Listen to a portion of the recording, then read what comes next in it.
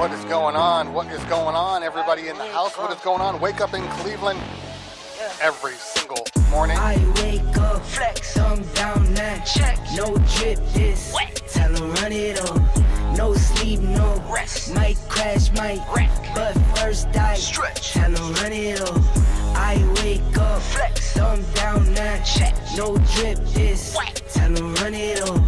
I wake up, flex, thumb down, now check. No drip, this wet. Tell 'em run it up. What is going on? What is going on? I'm sorry I'm late, people. I am so sorry that I'm late. I thought I had an alarm set. I absolutely... Oh, hey, camera. Get me. There we go. Sorry. Probably look at myself on occasion. There we go, I think. I'm like, today, I think I'm going to be a little farther back. I'm not feeling pretty today. I'm feeling eye baggy. I'm feeling tired. I'm feeling swollen. I'm feeling a little bit of everything. I'm feeling a little travel exhausted. I'm feeling a little everything today. But we will continue to have the show. Thank you to Peter, Mixed Message GNL, for the text message. Letting me know that, hey, you got people waiting for you. That's always important. I got in super late last night from Boston, like super, super late. So, it is, everything the way I want it here. It's a little better. I might have to back the thing up like across the street. Like seriously, I'm not feeling very pretty today. Let me just move the chat over here so it doesn't look like my eyes are going to pop out of my head. So welcome. Even though I'm exhausted, I have energy. I'm just, a little bit of everything. I feel I'm a mess. I am a mess right now. So today we're going to talk about the Harvest of Sound conference, and actually we're going to change the title in here so people know what we're talking about. Now that I'm actually on settings, just change the name real quick.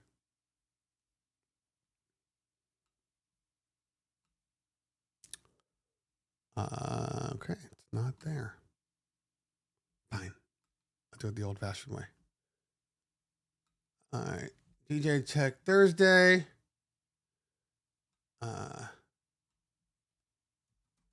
Harvest of Sound Convention. And, yeah.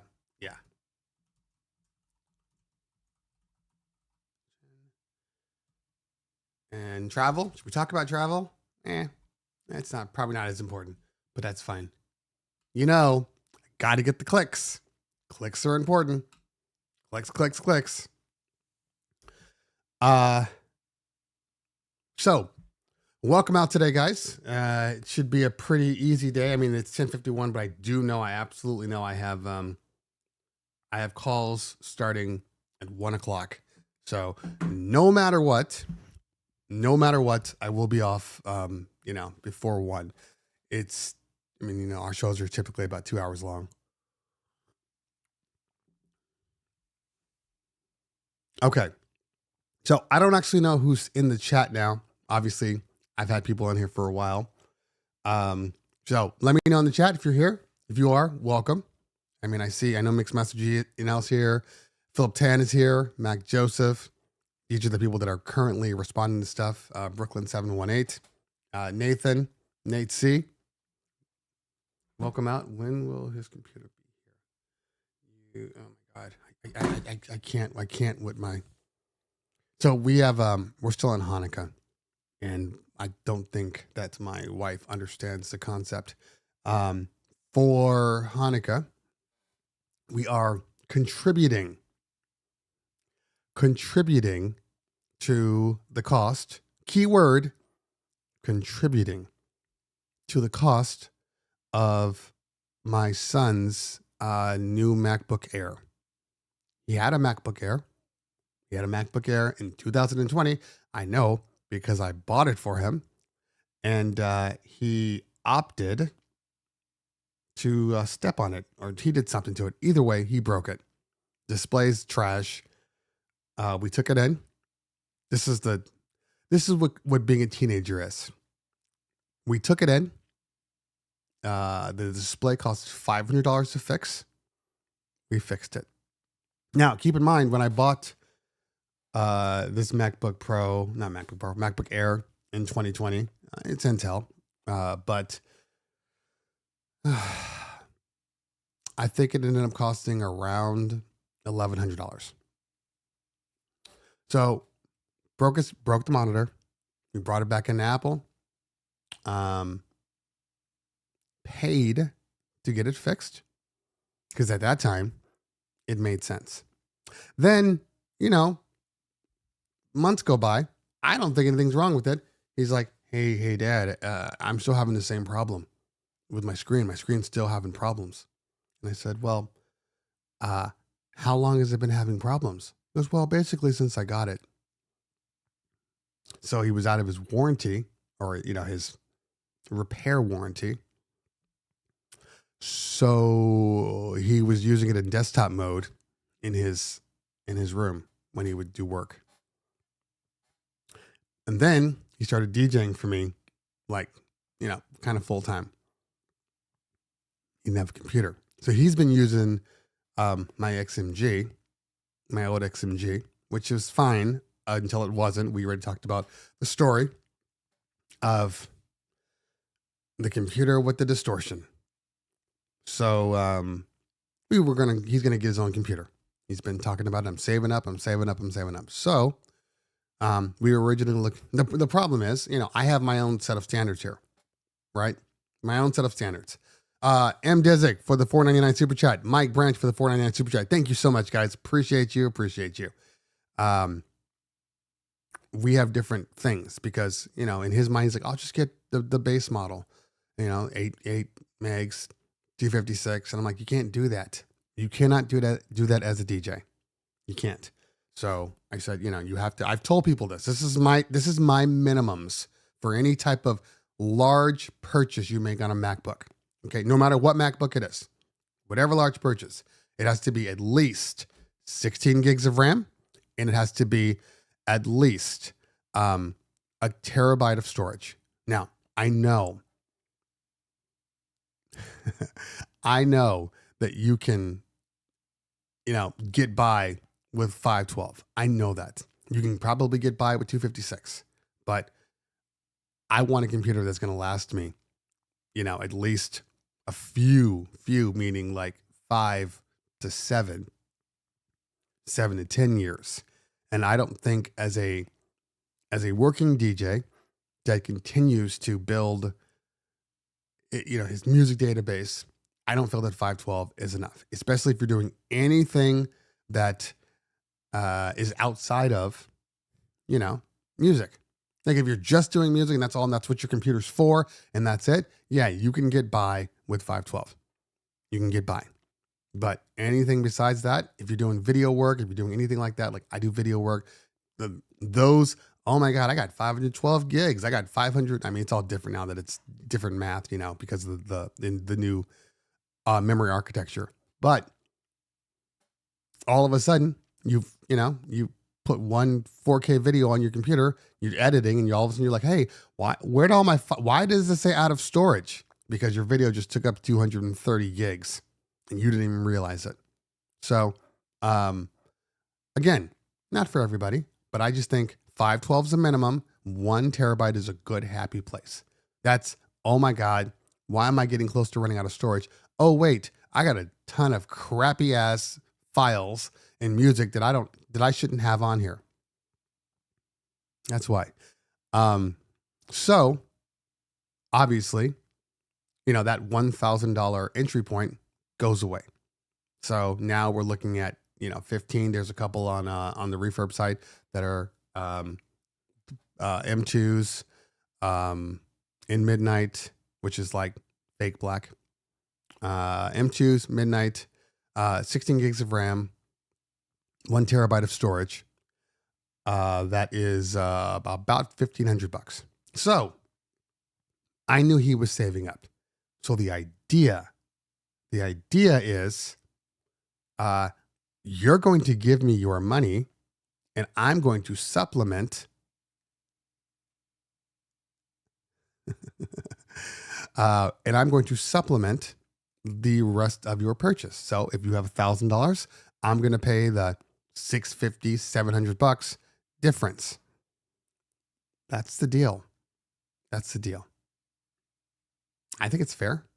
It's technically his graduation present. So I'm not buying him a car. I already got him a car. So my camera's out of focus. I don't care. I've already told you guys. I don't know why it's out of focus. I don't know why.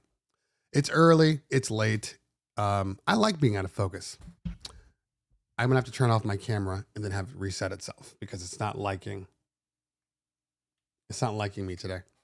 Maybe this is better.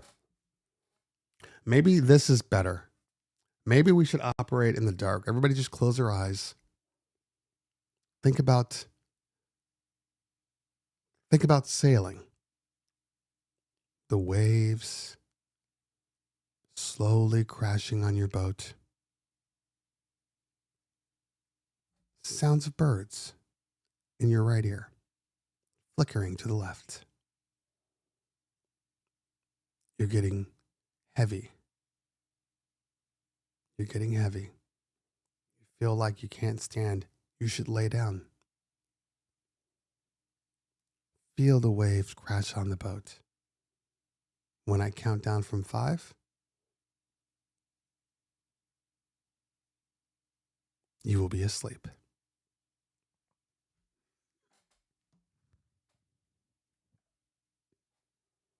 All right, let's see if that helped out. Yeah, see right now, it's not even focused on my eye. And that's usually a sign that something's not operating right. So let me just quickly see why I'm not getting what I want out of it. All right, what is going on, everybody? It's your man, Cleveland Terry. We are at the Chevet booth, and we are checking out some of the new stuff that they have. First off, I got to talk about this guy right here. You know what this is? This is the Gig Bar case. It is a hard case. Go ahead, open it up. Oh. It is about damn time. Also, I want to show you something else because I'm shocked. Remember in my video last time, guys, I talked about the fact that the Gig Bar Move was cool with the ILS, but it needed its own controller. If I didn't want to rock the Gig Bar, like maybe I just wanted to rock some totems. Guess what? Bam! ILS command. This is exactly what Chevet needed. Exactly.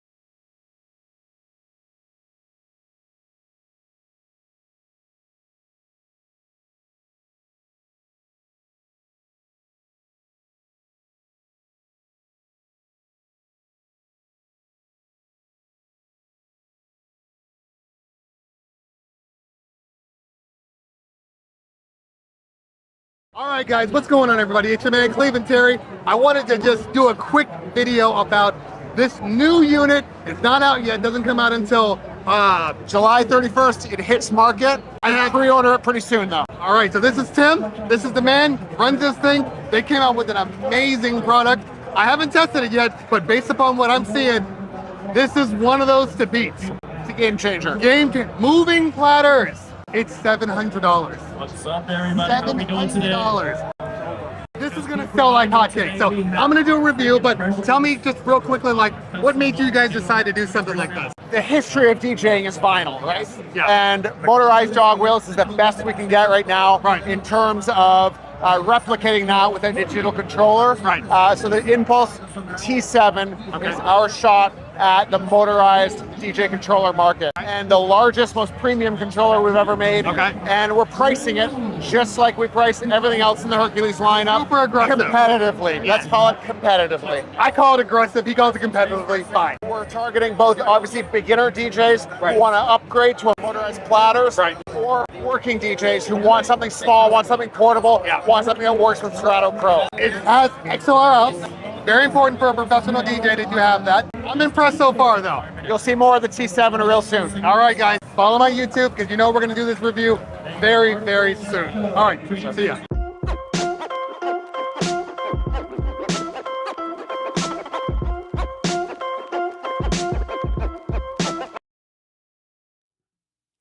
Okay, so I don't actually know what is going on. The camera is acting stupid at the moment. Even though the autofocus is on, it does not like me. So we're just going to go manual for the time being. And let's up the aperture here.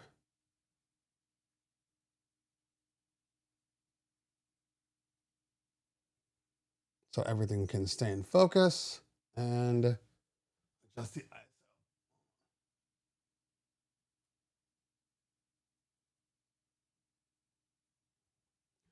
Okay. All right, that should work. Camera's jet lag too. So I actually, stupid screen. All right.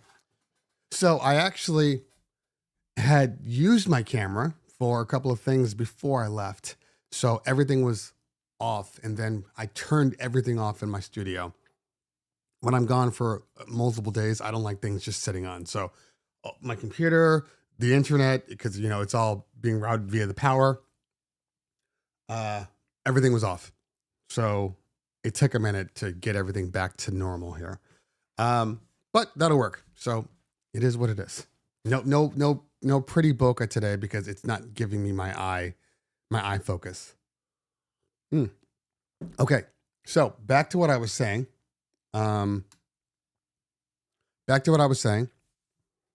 So we are contributing to his computer, which I don't mind. But my wife's texting me like, when are you going to order his computer? When he gives me his money. This is me helping, not paying for. So that's what I'm waiting for. And I'm not going to get into it with her right now because she's hyper focused on this, and it's just going to be a long conversation that I don't want to have right now, especially considering I'm talking to you fine people. We had a series of unexpected events this last couple of weeks, and all my travel, all the work. I have a job. I have a gig tomorrow. I get a gig Saturday, and then I'm not down because then I have weekend gigs, like club gigs. One next Friday, or one next Saturday, one the following Friday. I have a New Year's event. I have actually technically 3 New Year's events because one, we're providing lighting and the DJ for this club, restaurant, I would say. But I already had a gig, you know, so I can't cancel on my gig because somebody else wants to pay more money. See, that's the problem with New Year's. Everybody waits to the last minute. So if somebody wants to book me early, I'm going to take the job. Even if somebody comes in last minute, it's like, I'm going to pay you twice as much as what they did. Well, you weren't around, and this person books me all the time. So I'd rather lose a little money off of New Year's and keep the client that I've had for years. So, and it's easy. It's super easy. It's the easiest money you'll ever make. I mean, I'm literally playing in between, the band for like 15 minutes at a time. It's a whole bunch of old people. So they get there early and then they leave early. Like right after New Year's, 20, 30 minutes afterwards, people are walking out the door. So by 1 o'clock, I'm done. I am done. I'm not staying till 2, 3 in the morning. So I do appreciate that. I absolutely do appreciate that. And there's something to be said about that. The one before, I'm going to be out for 5-6 hours probably setting up gobos and uplights around the room for another party that we're doing. So, it's a lot. It's already a lot. So I have been working a lot. So I am of the mindset, sometimes you need to take a little bit of a break. I need to refresh. I need to unwind. I just came back from a conference, and you always leave conferences feeling energized, so it's a combination. Spend some time with the family, normal stuff. Stop using lights. They are the DJ's cancer. What does that even mean, Ernie? You can't be that old school where you don't believe in filaments. Are you pre-light bulb? You're like, bro, like seriously? I'm old school. Like I'm straight up candles, dog. I am straight up candles. What is this? Electricity. Bro, I'm candles. Born and raised candles. Burn my fingers on candles. That's me.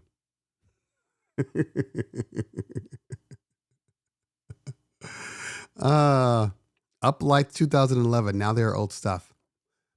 Uplights are not old. They may be. Okay.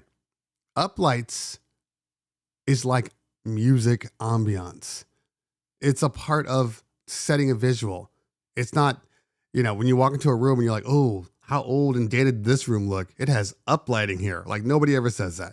Nobody ever says. Now, if I walk in there with some hot ass parkans or with like some, do I even have the light in here? The old school pars with the 926 light bulbs in it looking like a light bright. Like if I were there, then I get what you're saying. That's some old ass equipment. You're walking around with light bright lights. But uplighting is essential.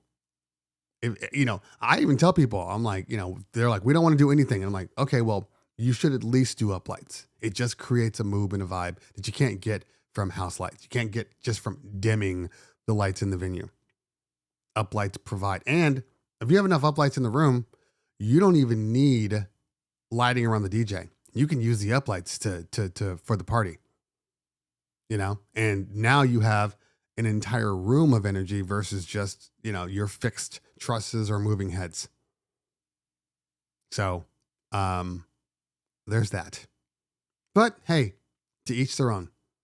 I mean, I know that candles have a certain vibe to them, but in general, I don't want to have to keep replacing my candles. I'm doing 4 to 6 hour parties. I can't. I don't have the manpower to send people around and, relight candles.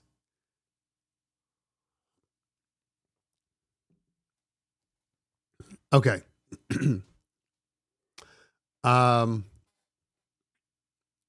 Let's see here. Read through the comments.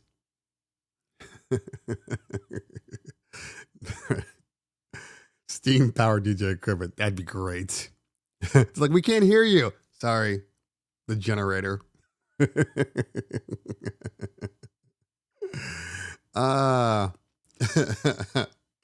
Yeah. Low heat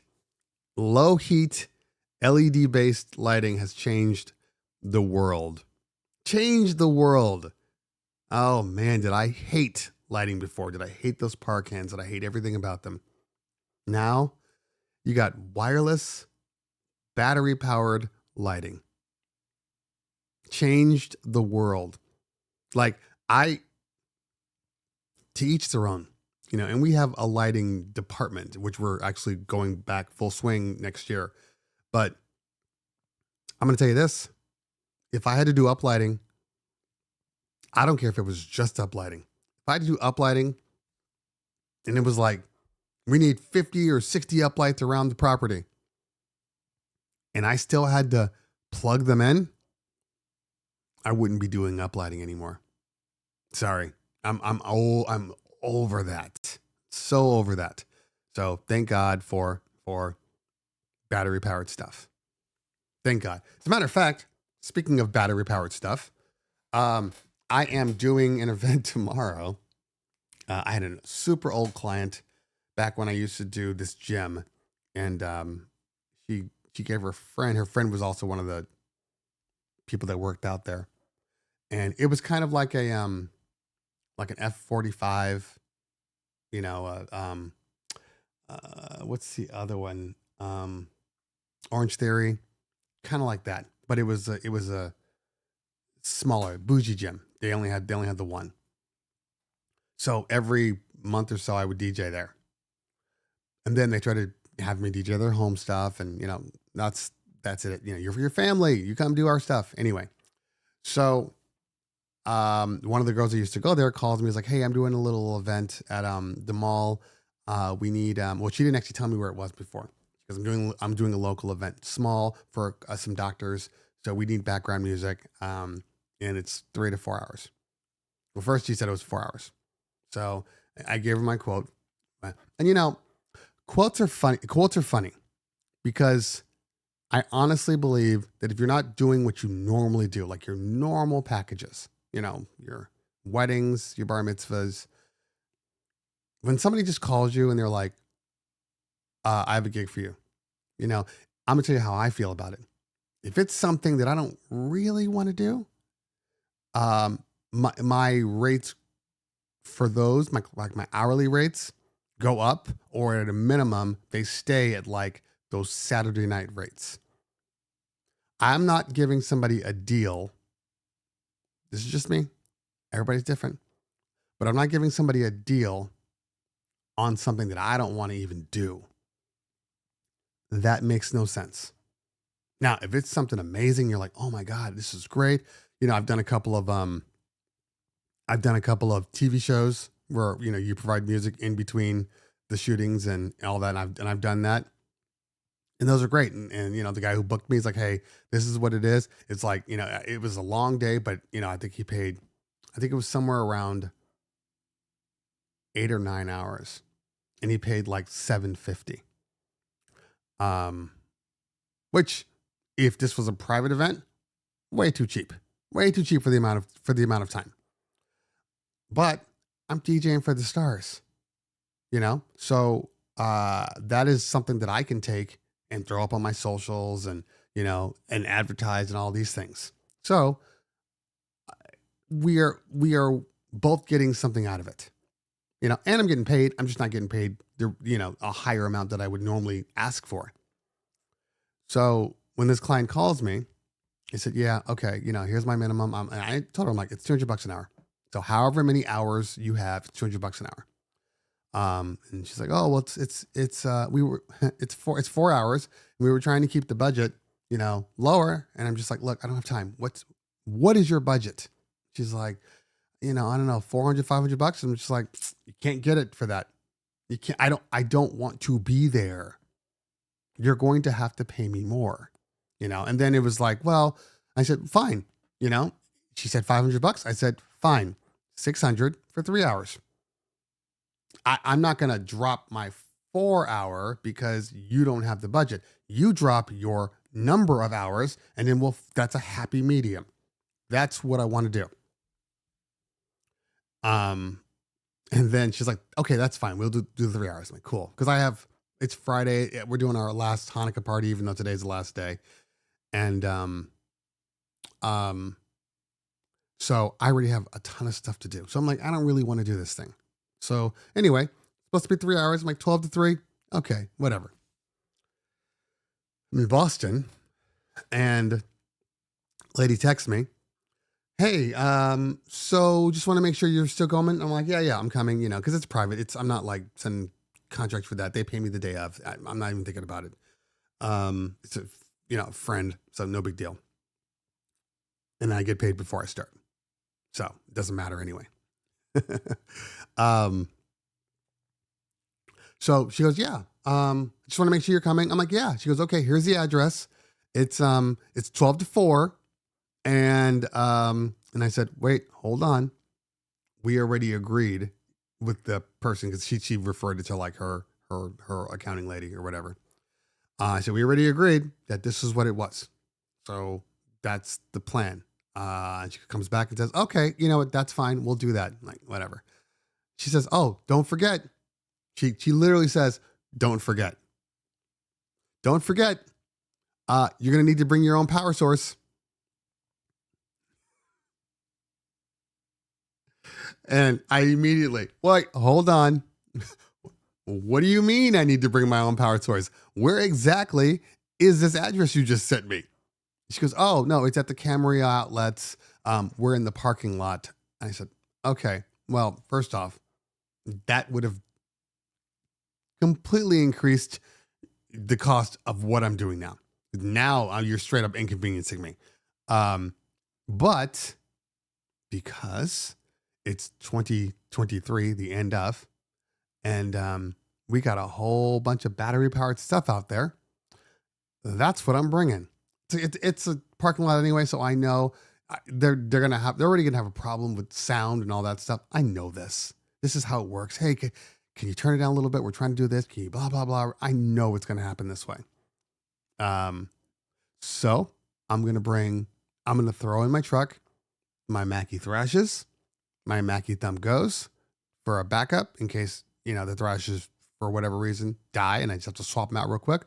I'm bringing a Newmark Mix Stream, which is also battery powered, and I will also and I'm going to charge up my Denon Prime Go, so it's just sitting in the truck. And that's it. I'm actually at 4 hours. I could still use my computer and the mix stream. I always get confused with mix stream or mix track. Anyway, the battery powered one. I technically could use Serato if I really wanted to, but it's not that big of a deal. And just add X5. Oh, do they have my X5s? Oh, son of a bitch. I just realized that my X5s are still at the office. I stopped by the office on my way home from the airport, and I totally forgot that last week 2 crews used my X5s. So I have nothing here. Wait a minute.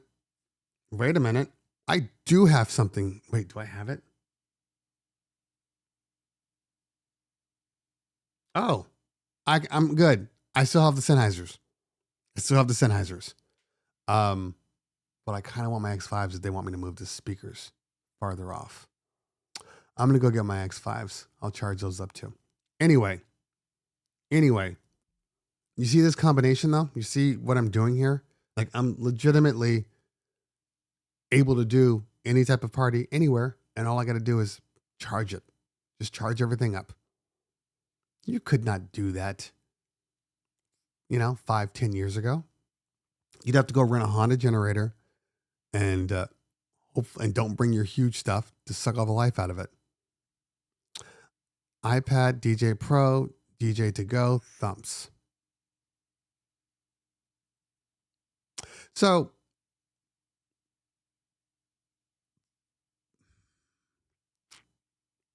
you're right. That's a perfect working solution. It's just not my solution. Now, to be fair, DJ's latest update is fantastic, and I will be using it. I am waiting before you.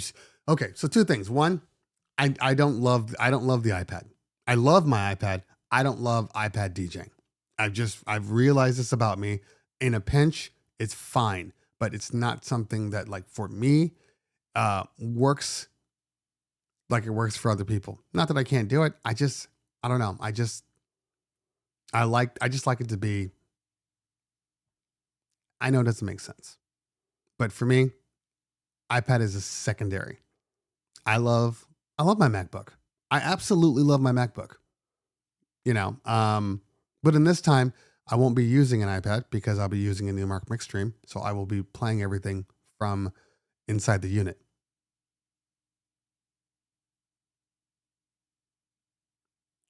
So Mixed Master G says, just received an email from Restream and they will be including multi-streaming to Instagram. That could be huge. Oh, I doubt it. I mean, let me back up. There's nothing wrong with streaming. For me, it probably would be a good thing. I don't play any music. If I stream to Instagram, I'm opening up a whole new world of people. So that's fine. I don't have a problem with that. But you can't play music, so it still doesn't help the DJs. I like standalone more than the iPad. Oh, the short answer is no. That's not what I'm saying at all. But if I'm using a standalone, why not just put everything on an SD card and call it a day? That's my issue. It's not that there's nothing wrong with an iPad, but that's more things I got to plug in. I mean, it's a standalone. I literally just turn it on and I'm DJing, so for me, it just works. So, the one other thing about DJ that is an issue for me, and that's it. It's one issue for me. For most people, it won't matter. For most people, but for somebody like me, that is not only DJing with a number of different pieces of gear, but I'm also using different softwares and everything. The software needs to work with whatever I'm using. And for whatever reason, whether it be technical, it's got to be technical, obviously, or they would have done it. The iPad doesn't work on a 1000. The iPad, I don't believe the iPad works on a Flex 10 either in DJ. So for whatever reason, architecture-wise, they couldn't make it happen. But it will work on a computer. And that's my issue. I don't want to be going somewhere, as cool as it is with my iPhone, or my iPad, and then they're like, hey, we need you to hop in real quick. And I'm like, cool. Oh, sorry. You're using a 1000. I can't DJ for you.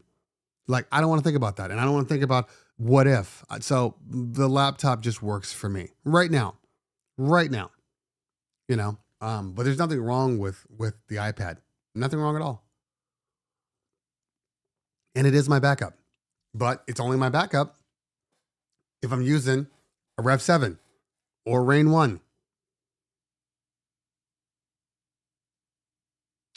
Have they updated it? Where is my computer? I thought I brought my bag in. Anyway, we'll find that out in a minute.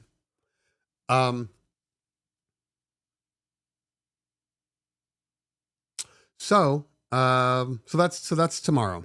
4 hours should be cake, should be easy. And it is less gear, less cables. Absolutely. I mean, in all honesty, if I bring my Mixstream or whatever you call it, the damn new Mark, like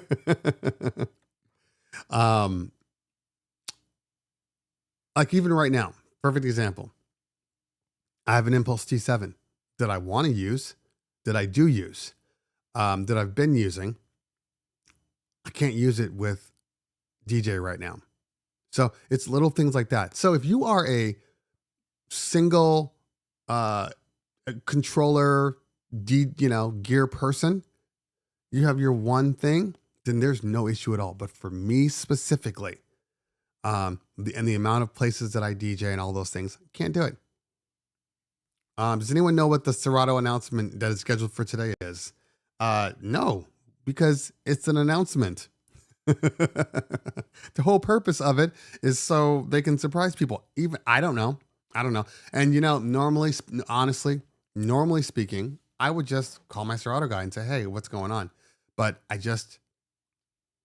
didn't do it.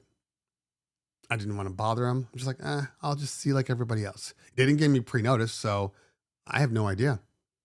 Let's take a look and see if let's see here. I gotta go grab my computer. I don't like doing all this.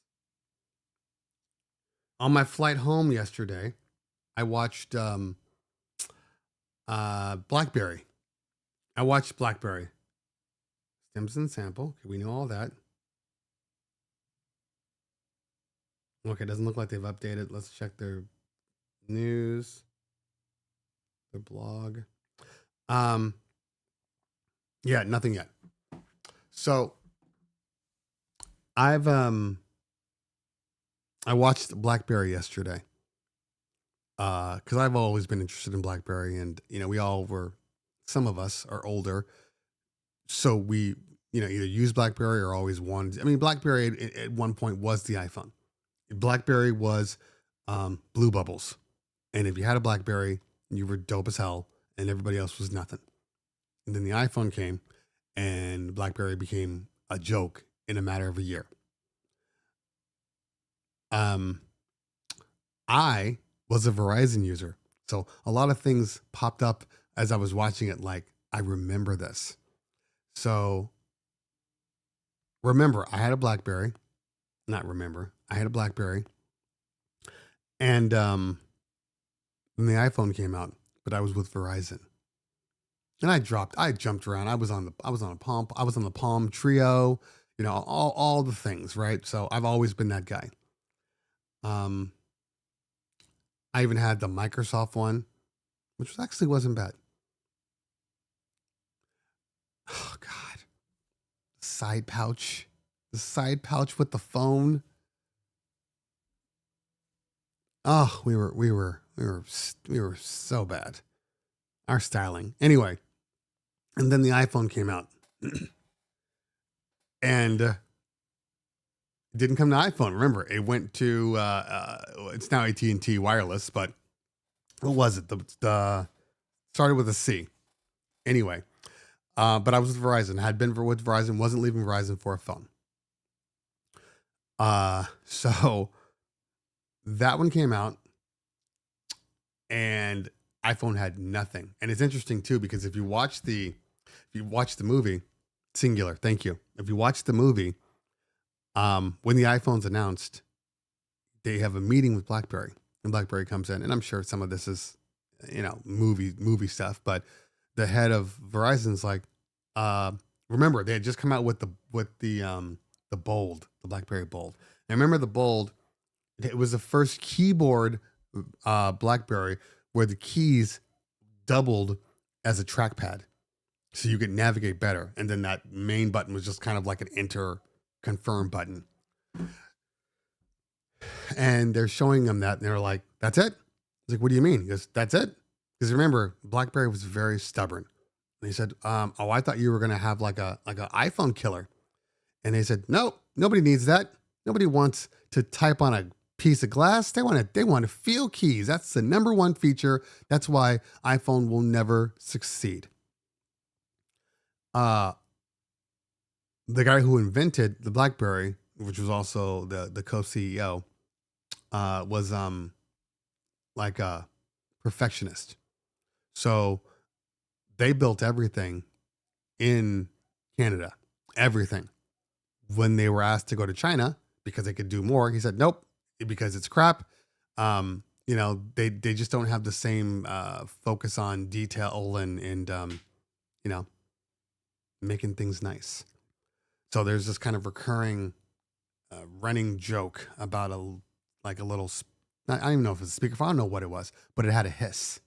And in the beginning of the movie, he opens it up and there's a hiss in it, and he fixes it, and you kind of realize, okay, that's the problem. It's that, So to make a long story short, at the end of it, when iPhone's taking up all their market share, they come out with the Blackberry Storm. Now, I don't know if you guys remember the Blackberry Storm. Blackberry Storm was like their version of the iPad, but the difference was their way around the Blackberry, their way around typing on a screen on a piece of glass. And technically, it made sense at the time. They actually had a screen that floated, just kind of floated right above. And when you press down on the screen in certain areas, it would give you that satisfying click. When I saw that thing, I was like, I don't need no stinking iPhone. Blackberry Storm, that's what I'm getting. Got myself a Blackberry Storm. When I tell you, it was the shittiest phone I ever owned. Shittiest phone. And I couldn't understand why. That's not BlackBerry's way. And then it all made sense. You see, when the iPhone came out, they came in with the BlackBerry Bold, and Verizon's like, we don't really need this. And he basically says, we have something that's under wraps. It's under wraps.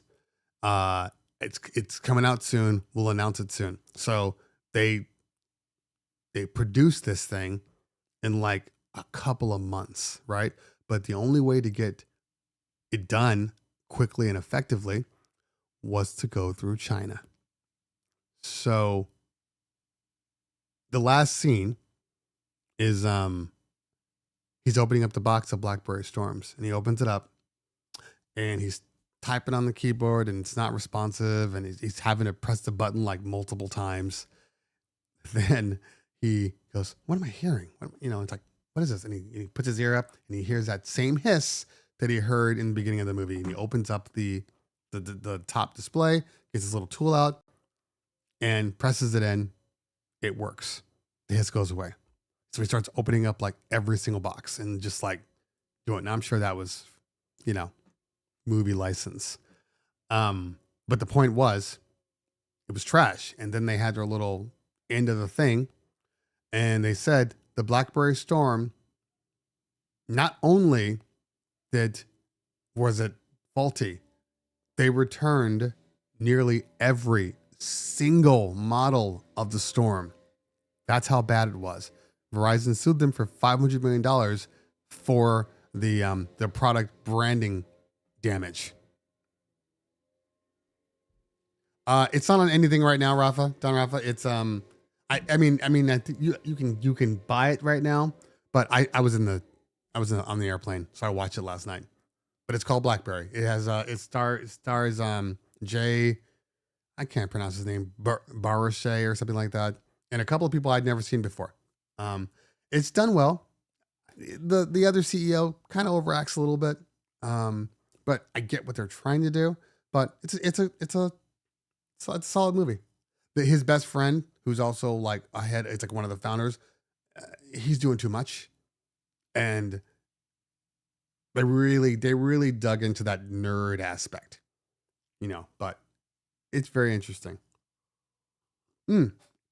So to come back around to BlackBerry, or to finish, I should say, they're still around. They are doing back end stuff, and they, their profits are around $400 to $500 million a year now. The main guys have all retired, but BlackBerry itself still exists. They're just not doing phones. Oh, anyway. Let's see. Did you get to hear DJ Rachel's EV setup at the conference? I've heard her setup. I heard it last year. It sounds just like everybody else's setup. It's an EV setup. Should I tell a story? I will tell a story. So we can talk about the conference. So as you guys all know, I was at Harvest of Sound this week, and it is a newer conference. It's only been around for a couple of years. I was the keynote. So this is technically the third year. The first year was real ad hoc. Everybody, they just kind of, rented a Army Depot, old abandoned one or whatever, and did a speaker shootout. That was the first thing. Hey, everybody wants to hear all these speakers. Everybody's got their opinion on speakers. Let's put them all together and let's just do a speaker shootout. So they did that one, had a really good turnout. and they decided, hey, let's move this forward. I think there's something here. So they decided to put a real one on. It was last year, downtown Boston, and I was the keynote speaker. By the way, just so you guys know, it's just an opinion, and I guess it differs from what type of business you are in or what the corporation is. Because if it's like you're doing a company meeting and everybody has to be there at a certain time, and then when you start, all of your employees will be at this meeting, whether it be 100 people or 1,000 people. If you are the keynote, it's fine. But if you're the keynote for something where people can show up whenever the hell they want, doing a keynote at the beginning of the show, in my opinion, does not work. Now, it works for the show. It doesn't work for the keynote speaker. Keynote speaker ends up with people, they're arriving late. They want to get into their hotel room first, and then they come down. They miss half your presentation. Like, it's not the best scenario. So I would suggest putting the keynote at least in the afternoon, maybe the ending point of the first day sessions or the following day. Especially DJs. DJs don't get up on time. After the Tuesday night show, which we'll talk about, there was a round table yesterday morning, and it started at 8:00. Or no, started at 9:00. But every single DJ was there until 2:30. So when we first got there, I came to the round table. I wasn't even presenting. It was just me and like 2 other people. Now, as it got later, people started showing up 8:30, 9:30, 9:45. But, they would have missed everything. They would have missed everything. So when I did my keynote last year, I kind of felt that way, where it was like people just aren't here yet. So it just depends. But I would recommend, and I will tell them this for next year, move it to the afternoon, move it to the end of the day, because I think if you're bringing in a keynote speaker,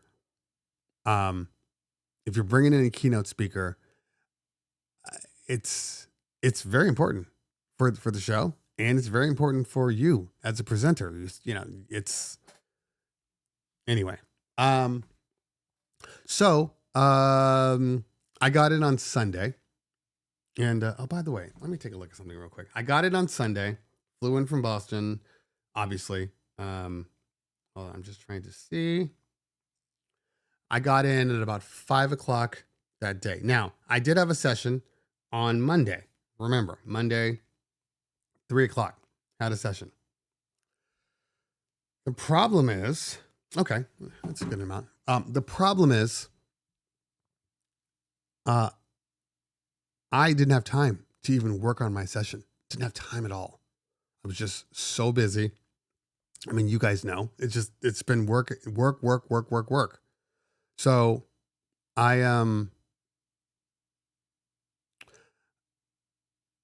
So I tried to get started. I opened up my old presentation. It was like, I went longer than I was supposed to. So I didn't even finish my presentation from last year. So, but there was still some good information in there. So I decided to kind of recycle my presentation and do something like that. But I could not get my mind right. Every time I sat down to start working on the presentation, I didn't want to be there. And when I say there, I'm talking about like my own house, my own office with the perfect amount of music and nobody bothered me. I just didn't want to be there. So, I just said, you know what? I'll work this out on the flight. Now, I had an early flight. My flight was at 8 a.m. on Sunday. So after my gig on Saturday, I had to get up at 5:00 to get to the airport. And I wrote my entire presentation on the flight. Now, here's the funny thing. wrote my entire presentation. It was all good. It was fine, all done. I just had to tweak, add some pictures to it, all that stuff to give it a little flair. Got to the hotel and they're like, hey, we're all going to dinner. All the presenters and everything are going to dinner. So like, that's cool.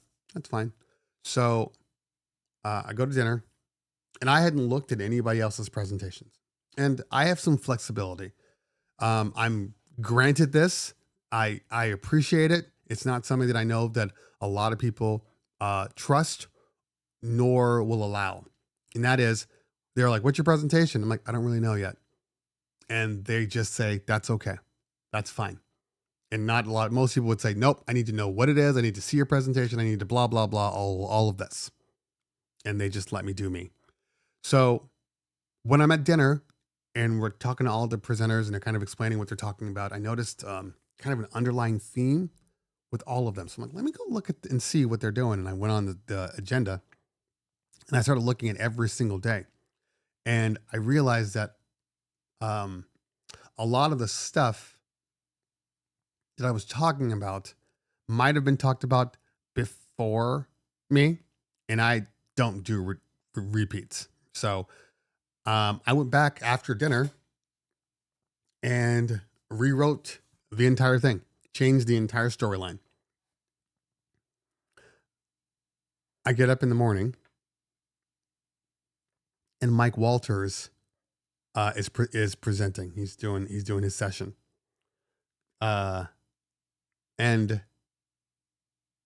he's talking about some things that I was talking about in my presentation, which was going to happen 3 hours later.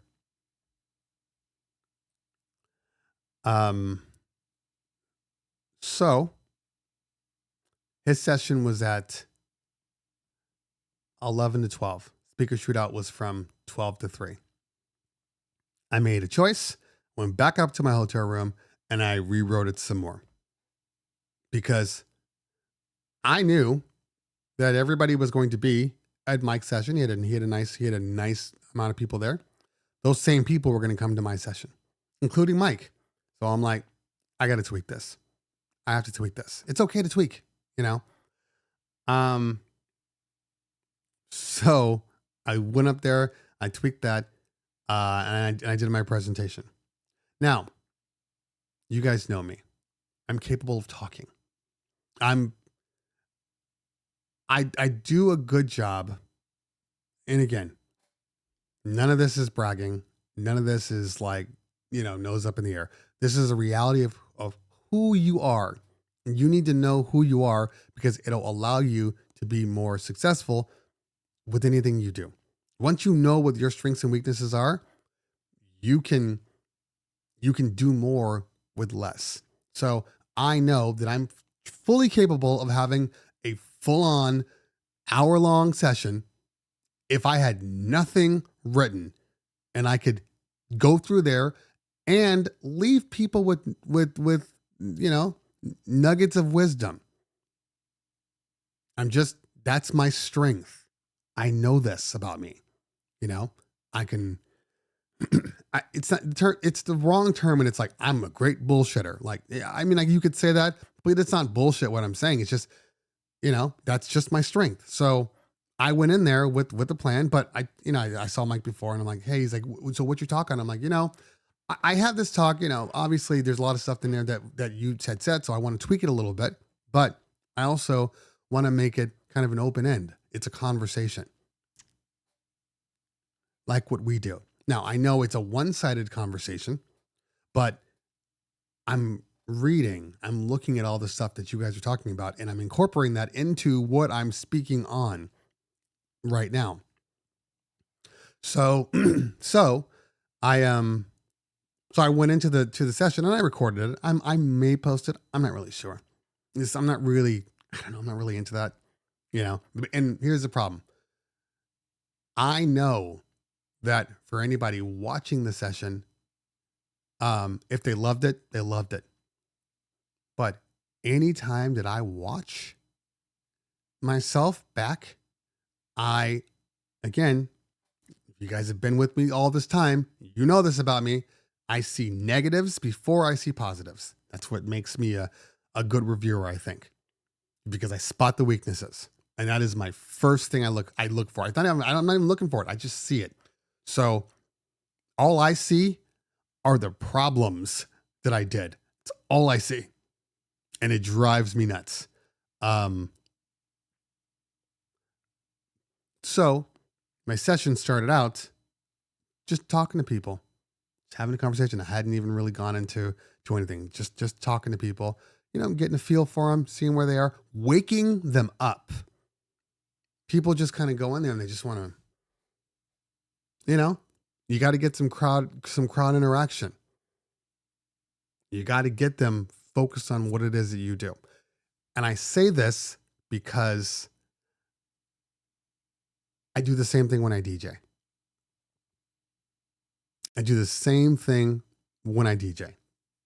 What do I mean by that? I mean that it's real easy to just kind of play what everybody's expecting. Just doing your thing. But they will slowly tune you out. When they're like, oh yeah, I play this too. Oh, that's my mix. Yeah, I do the same thing. Oh, I do this. I do that. Blah, blah, blah. Yeah, I wouldn't play that. Hey, you guys want to go to the bar? Let's go to the bar. That's normal stuff. Normal. So when I start to DJ, or while I'm DJing, I like to hit people with stuff that they have to go, wait a minute, where's he going with this? Now, the key to where's he going with this is make sure you get to where you're going. That's the key. That's absolutely the key. And then you just you have them, and then you can keep going. And then once you really have them, once they're like locked on to you, then you can change it up and they will accept it. That's what I have in my mix. So it's a 20-minute mix. I'm not going to put it on here because it's going to be, well, let me back up. I'll tell you what I'm going to do. I'm not going to play it on Tech Thursday. And again, biggest critic, hate most of the stuff about it. But what I am going to do, we're going to do another live show. And I think it's only going to be for members. In the beginning, we can do a live show. We're going to talk through the whole thing. Maybe we play it first and then we talk about it. So, that's coming. I need to get some audio from Lou, because it recorded from my phone and my phone was right next to me. So technically speaking, the sound is actually pretty good. It's not a direct sound, but let's see who is.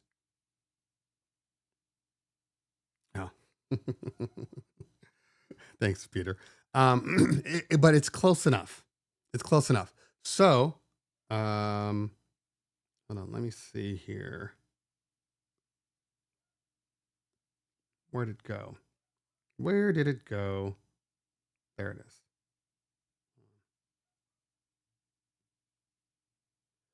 I just want to.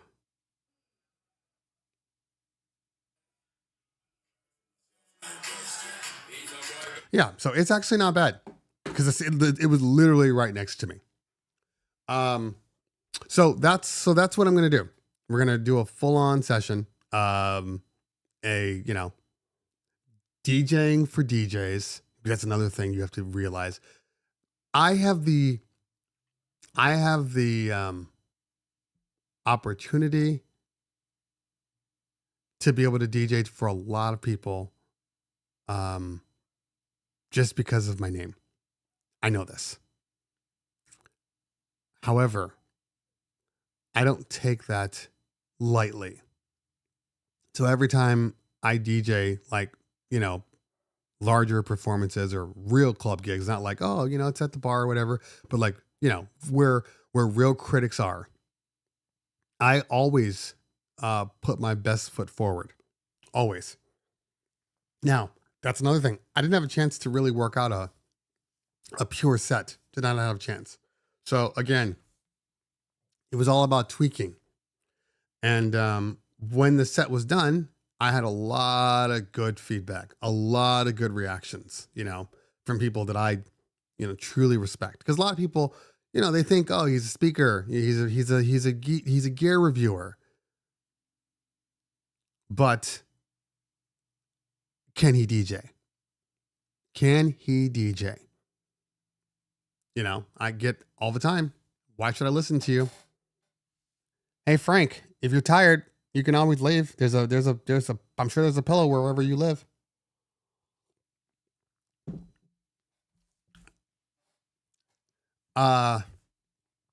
So I am just, so when people watch me, they really do want to see if I talk as good a game as I actually do, or reverse that. They want to know. So that's key. That is absolute key. And when I tell you, when other DJs are watching other DJs, yeah, they might be critical of them, but they're not as critical as if they watch me. I know this. Absolutely know this. So there is an amount of pressure for me that is probably different than other people. Yes, I know. When you're performing in front of DJs, you're always nervous. But in general, it's not the same eyes. Scratch Bastard performed that night. He knows that when he's doing his stuff, every little thing, people are like either watching in amazement or being hyper focused and hypercritical of. He knows this. So it's just something that we deal with. And but tons of great feedback, and I had a really great time. The hardest part for me, and I'll talk about it on my on the show, but the hardest part for me was the fact that you start hot. But if you guys are all DJs, so you know how this works. Usually when you start DJing, it takes 20 minutes, 30 minutes maybe to even get your hands right. Your hands don't want to operate. It's like getting warm, So I noticed that in the beginning of my set when I'm going into my scratches, I'm like, oh, that was trash. Oh, that was trash. Oh. And then I listened to like my last scratches and I was like, oh, those are much better. Why? Because I was comfortable. I was relaxed. My hands had warmed up and everything's better. So that's probably the most annoying part for me is, after my transitions, my scratching, it was just wasn't, in my opinion, wasn't that good. Now, people didn't even think about it, didn't even hear it, whatever, or it wasn't, I guess the set was quality, so they weren't thinking about that, but I was. That's all I think about. That's all I hear.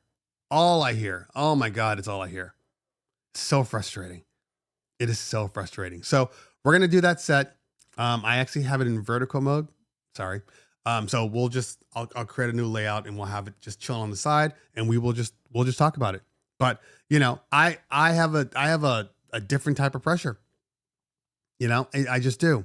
So, but I'm willing to accept that pressure. Pressure makes diamonds. So I'm okay with that. But it did make me real. And to top it off, I'm having dinner with people and, they're talking about, you always talk about, okay, Frank, whatever you say. I really am a bad DJ, especially if Frank says it because, Frank knows all things. It is what it is. The good thing about it is you're on my show. You came here. I didn't come to you. So somebody's doing something right. Welcome. Any recommendations on scratch tutorials? Well, let's see here. There's tons. Absolute tons. Absolute tons. Literally, there's so many good DJs out there. DJ Angelo has great scratch sessions that have been around for decades. And I've learned a lot from him. There's Angelo, Who else has great scratching? I mean, Qbert has some videos, although Qbert's videos are a little, what's the word? Because he's so technical, it's really hard to see. And he's not the best at explaining because he's a prodigy. It's just what he does. But Angelo's very good at explaining his turntable tips or Carlo's great too. Yeah, there's tons. Just literally search in there. You'll get 4,000 people. Honestly. Beat Junkies. Yes. So during the pandemic, they did a whole bunch of YouTube videos and it's a whole practice session. Fantastic. Absolutely fantastic. Make sure you check out Beat Junkies too. So anyway,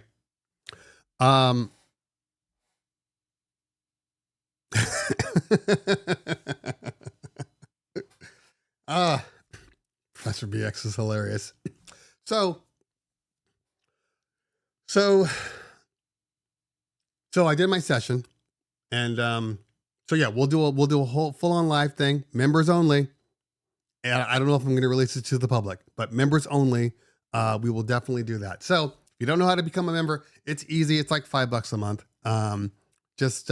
You just click on the little, either it says member or join, depending on what type of device you're on, and set it up that way. Priyan Johnny has some great tutorials too. Great tutorials. He's very good. He's a very good DJ. So I don't know if I'm going to do it today. I'm going to try to do it today. If I cannot do it today, then it'll be probably Tuesday of next week. Because Friday I have a gig. Saturday I have a gig. So it'd probably be Tuesday. I'm hoping to do it today. I have a window at about 4:00. I got to install a microwave. Our microwave died right before I went to Boston. So I might do it today. Either way, I'll pre-plan and throw it up on the scheduler so you guys can see what's going on. Should be a good time, but it will be members only. People are always asking what are the perks of becoming a member? Well, one of the perks is supposed to be you get videos early. Now, I've been doing a lot of releases lately where if it's embargo, obviously you can't do an embargo early. You can't see them. But anything else, I'm going to start instituting that. Either be 1 or 2 days before everybody else. I will have the Impulse T7 review done. Today's the 14th. I have 2 more weeks of events, side events, bar events. One on the 16th. No. One on the 23rd and one on the 29th. After those 2 sessions, I was going to bring it today, but everything requires battery today. That's when you'll get the review. So that's coming very, very shortly. And, I'm excited for it. I like the T7 a lot. It's a really cool device. Really cool device. Okay. So, make sure you become a member. That's key. That's key here. Okay. Let's just go ahead and boot Frank. Because I don't care to see him today. And I didn't come to you. I was alone when I started this YouTube channel. Didn't ask you to come. Don't ever forget that. You clicked on my face. So you can unclick. I don't care. I literally don't care. Nobody's in their feelings. You're not worth my energy. So, back to what I was saying.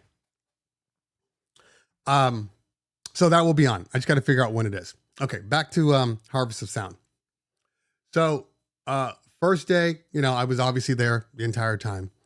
And hold on, let me do something real quick here before I forget, because I do have a call that needs to happen. And I don't want to forget about it.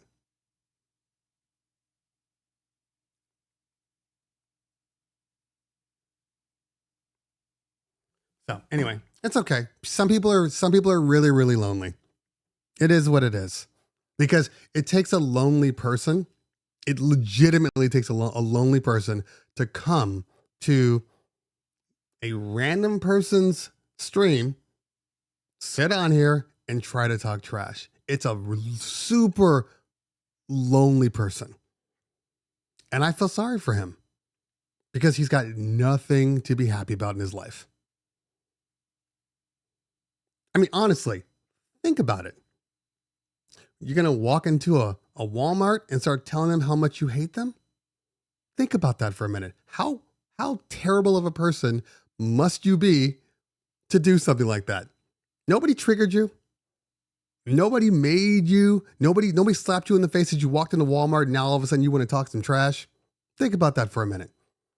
And I'm sure even though he's blocked as far as, the stream, I'm sure he can probably still see it. He's a lonely person. Real men don't do that. Real good people don't do that. That's okay. That's okay. So the funny thing about it is there are, a lot of people in this world. One person shouldn't affect you. And definitely not Frank. His name is Frank.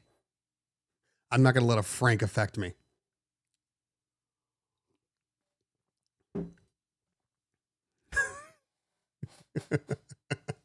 I can't even tell a story about that.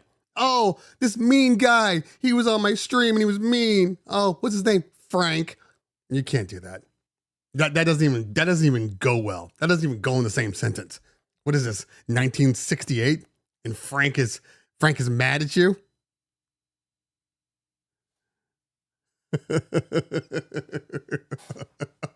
Frank's not going to get me down. I need somebody from this decade. I need a normal name, not Frank. Frank has a huge mustache. Huge mustache. It's probably one of them mutton chops. He's in the basement living with his mama. Not a happy person. Frank. God. Frank. Just listen to the way that sounds. Frank. Anyway. So the session, it's a bad pencil beard.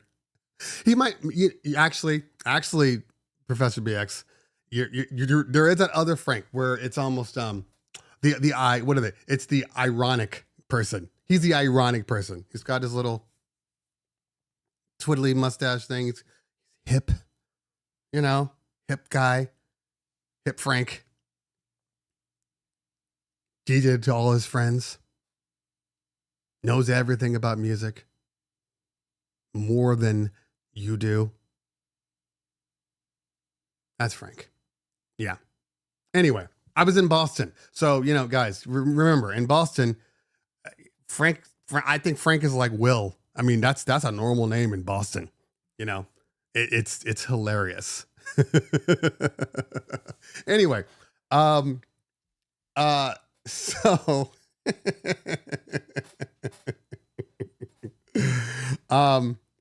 so what I like about Harvest of Sound, because it is going into its third year. First off, it's like FUBU. For us, by us.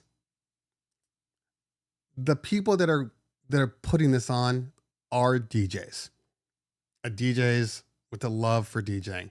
And they bring in people that are DJs with a love for DJing, with a love for the community and for the industry that we're in. That is key. So when you're getting information from people that are not only have been in it, because there's always the people that have been in it. Maybe they're no longer in it, and you're kind of disconnected from the people you're talking to.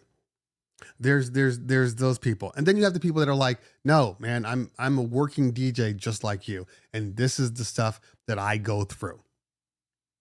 Like that's something that you're not going to get from talking to a random person. Look, I've been in the industry, and with my wife for 23 years. And to this day, something will happen, something will come up, and I'll explain, and her logic is completely different than the logic of another DJ. If I complain to her about something that's going on, she understands to a point. But then after that point, she's like, well, why don't you just do this? Or why does that matter to you? Why does that bother you? She won't understand that part. A perfect example. A lot of the reels, by the way, Cleveland Terry with an underscore. That is my Instagram. A lot of reels I put up there are 100% nuanced DJ comedy. And if you are not a real DJ, you won't understand the nuance. Yeah, it might still come off as funny because maybe just the skit or the video is funny, or they're imagining something that they do as a profession as they watch the reel. But DJs completely understand. Completely. Like one of my favorite ones that I ever did was the one about you DJ'd the night, you killed it, and now you are laying in your bed, and then it's Stewie, and Stewie just starts, he's totally happy and everything. He gets in his bed, turns the light off, he's going to sleep. He just starts crying. And he just starts crying.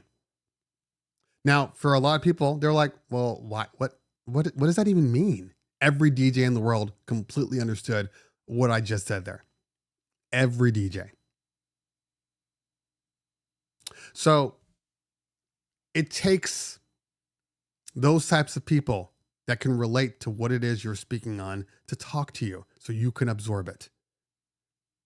And that's one of the biggest things that they do. They bring in people with stories to tell.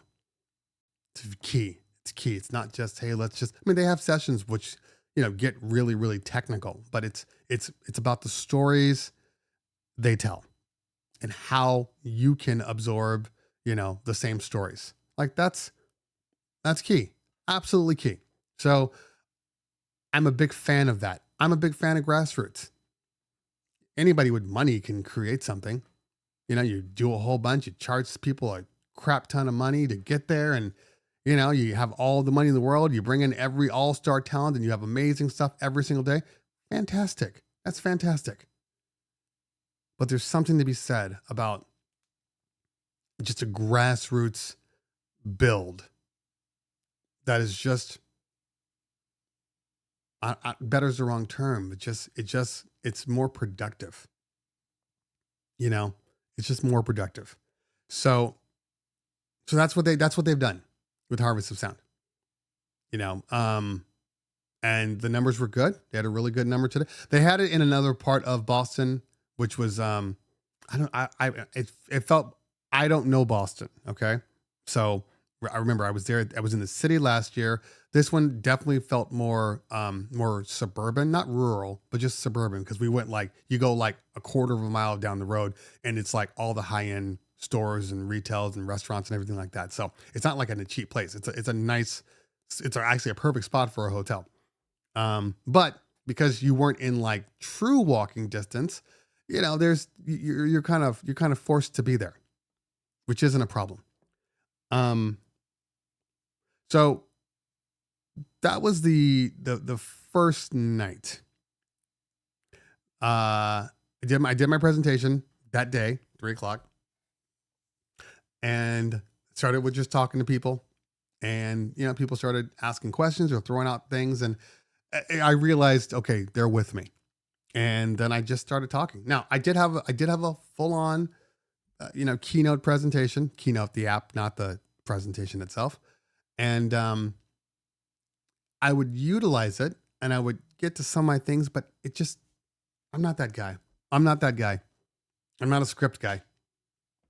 I mean, obviously, I'm not a script guy.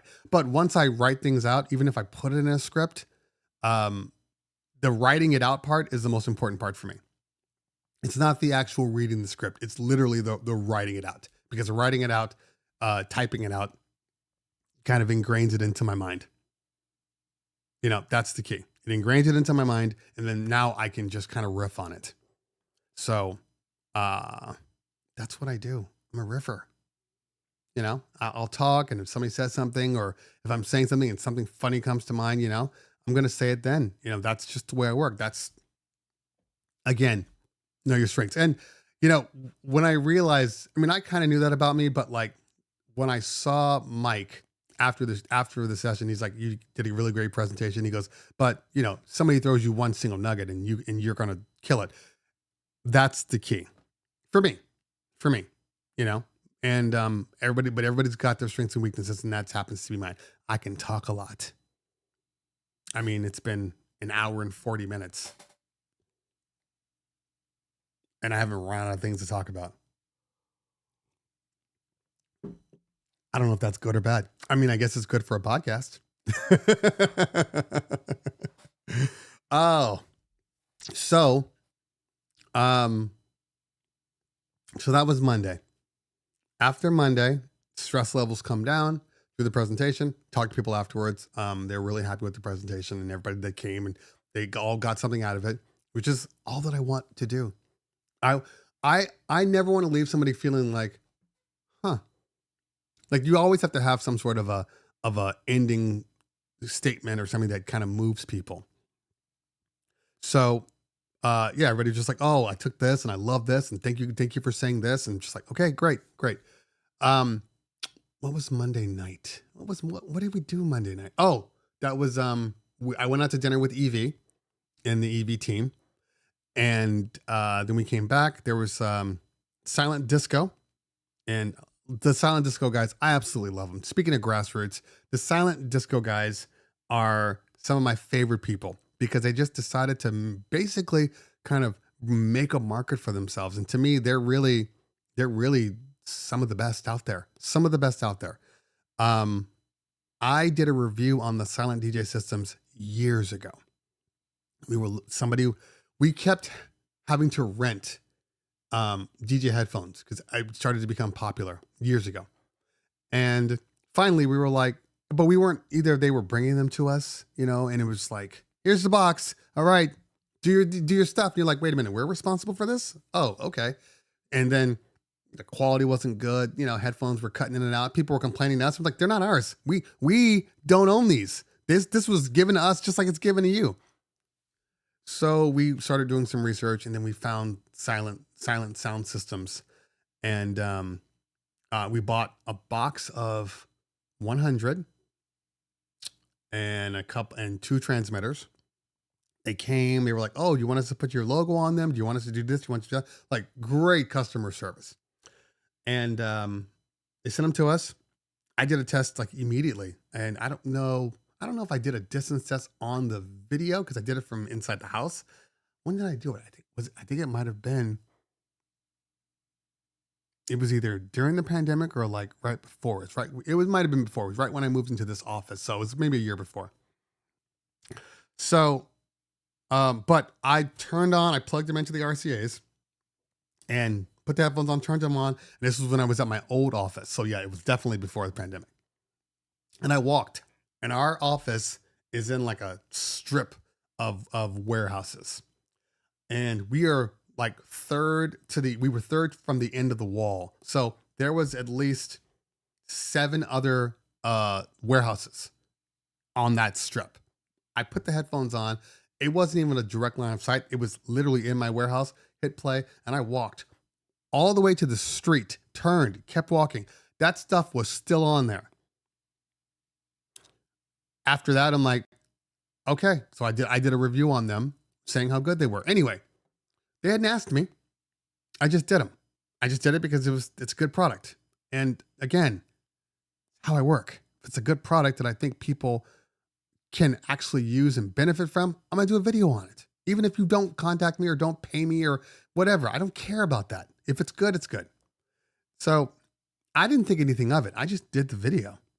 And then a few months later, we had to get another box of 100. And my partner is the one that bought them in the first place. So my name wasn't on there.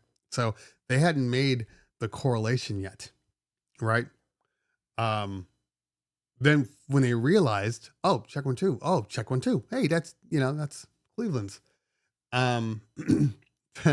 They contacted me like, hey man, I want to thank you for doing this. You know, it was great. And I'm like, you don't have to thank me. It's just good product. And so they've always been kind of, you know, in my corner, and I've been in their corner. And so I see them, you know, at a lot of conferences, and they're doing some really cool stuff. The latest thing they have is a backpack. It's a bass pack. It's called Bass Pack, BASSPAK. And you put it on your back, and with the headphones, when I talk about an immersive experience, I absolutely mean it. It changes everything. Now, of course, look, how many do people want to walk around dancing in a backpack? I don't know. But I know that it sounded and felt amazing. Amazing. They're going to send me one. And I'm like looking past DJing, and they're like, well, we're still trying to figure out, you know, how to market it. And I'm like, you don't have to market it just for a silent DJ party. There's so much stuff. Video games. My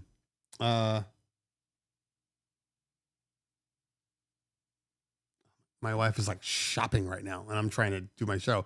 Video games, the disabled community, like it's all there. But video games, movies, I mean, we have right now 4D seats, you know, at theaters. Put your headphones on, put that on. You're done. They sent me, which I don't have in front of me. I took with me because I couldn't take it with me because, you know, I traveled so light this year. I said, this is the year I'm not bringing all my stuff. I packed in a carry-on and my jetpack bag for 3.5 days, basically. I was so happy. I didn't bring my camera. I just had my phone, like everything. It was just easy. It was just easy. I didn't have to worry about checking stuff in and doing all that stuff. I just walk in and done. I was so happy. So I couldn't take it with me because it's a brand new thing. So it came in a box and everything, but they did send me with the receiver, which kind of emulates the X Vive, headphone receiver, about the same size too, except it doesn't require, it doesn't have to go out of your headphone jack. So basically the reason why you would do it is if you really want real time for DJing. Yeah, you still can't hear, you can hear the monitor, but obviously it's going to be a little different, especially if you're trying to do a exceptionally quiet, silent DJ. So you're going to get real time as you're using that. And you can use your headphones as opposed to theirs. So if you rock an in-ears like I do, you just pop it into the transmitter. So good stuff. That was Monday night, silent DJ and karaoke. It was fine. Nothing wrong with that. Then on Tuesday, that's when things got weird for me. Not because of them. Either I ate something or I drank something, but when I tell you I had the worst, like it felt like a sinus infection, but it wasn't. The pillows were super soft. I couldn't even everything was uncomfortable. Couldn't sleep. I was up till like 5 a.m. So maybe my body started to adjust to the fact that it was 3 hours ahead, even though I'm 3 hours behind. So my body was still awake, but it didn't need to be. Like, it was just a lot of stuff. So I didn't sleep. And when I finally got to sleep, it was like 6 a.m. So needless to say, I'm not going to any sessions. So I missed the entire first half all the way through lunch of sessions. I didn't get to any sessions until 2:30, 3 o'clock. I just grabbed some Uber Eats, and then I ate in my room, and I just kind of recovered. And I knew I was DJing that night. So I knew I had to work on my session anyway, which is what, if you're on IG, people were looking at the picture. I was using DJ and the little Hercules, Starlight, I forget what it's called, to control it. Now, people were like, oh, I mean, it's cool and all, but I don't use it because it doesn't work for Serato. It never worked for Serato. Why would you buy a controller if you're a Serato DJ that doesn't work for Serato? You can MIDI map the whole thing. They make small ass Serato controllers. I just happen to have that one. So I had DJ. And in case you don't know, which is another thing for the people that were asking me, about iPhone, about iPad for DJ, why I use my computer. One of the biggest things is I use so much gear that I need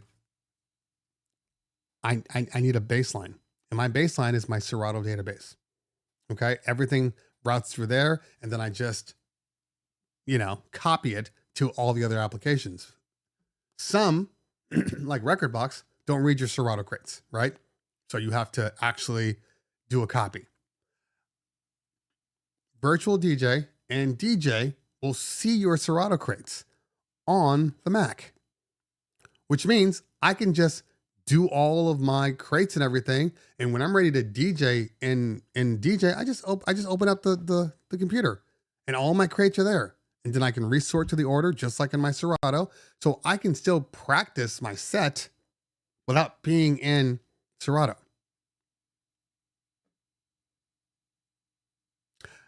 Coco, I'm not using a Starlight. I said Starlight type. It's about the same size. I forget what it's called. It's in my bag. My bag's in the other room. So that's what I meant. I'm saying the one that doesn't work with Serato is the one that was purchased. But DJ's great. And now with the new update with the Stems 2.0, I besides the moving platter scratch annoyance that I have, besides that little thing, I absolutely love DJ. Absolutely love DJ. I can't find any faults in DJ. And as an ecosystem, knowing that you can use it on any device you own, basically, and now they make a PC version that is comparable to the Mac version, so it doesn't really matter what you use. It's like the first one. Do they make an Android? I don't think they make an Android app yet. But it doesn't matter what you use. So, in my mind, if somebody was looking for a program that they felt was going to give them everything they needed and be sort of future-proof and can be used in any type of situation, whether it be emergency or complete production, and they do have production. You can do production in DJ with their, with their beat side of it, and you can, they have video. Everything's already built into it. All that stuff's right there. So I can't fault it. I can't fault it at all. If you're a DJ user, hey, more power to you. And when it's all said and done, I might end up a DJ user when it's all said and done. If they can fix that scratch issue with moving platters. And it comes to the T7. That's kind of key.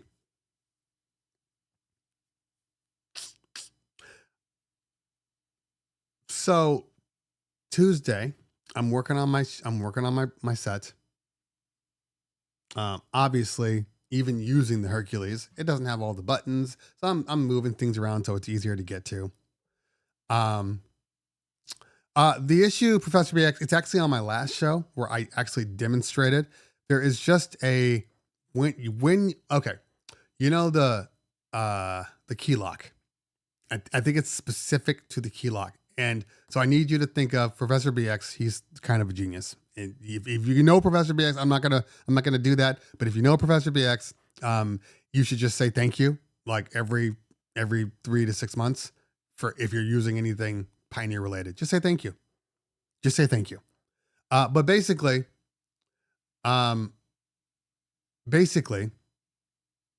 think about it like key lock, okay?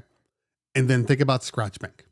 So, when you're in Scratch Bank in Serato and you hit the button, it turns off your key lock because in their minds they're thinking he wants to scratch right now. So he doesn't want to have the key lock on because he's doing different things and variations. So no key lock on.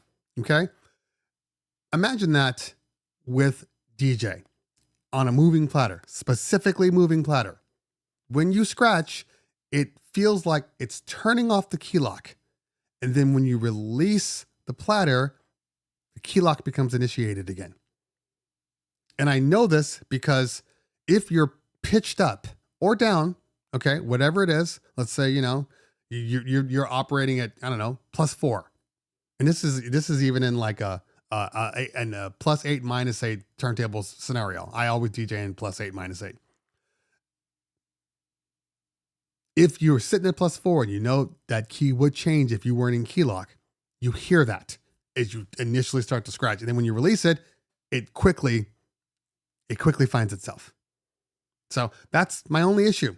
That is my only issue. That's it. And people were saying, yeah, some screens, they don't have stuff on the screens like the S11, Rev 7, 1000, probably the Flex 10. So that's really, but those two I can deal with. I mean, especially with the Rev 7 because I have my logo on there anyway. So, and I don't even use the displays in my Rev 7. I don't use them at all. There's no information in my Rev 7. It's just my logo. And it works for me. It works to me. Works for me. Okay. Hold on. Let me just answer my wife real quick. Are you a 9.5?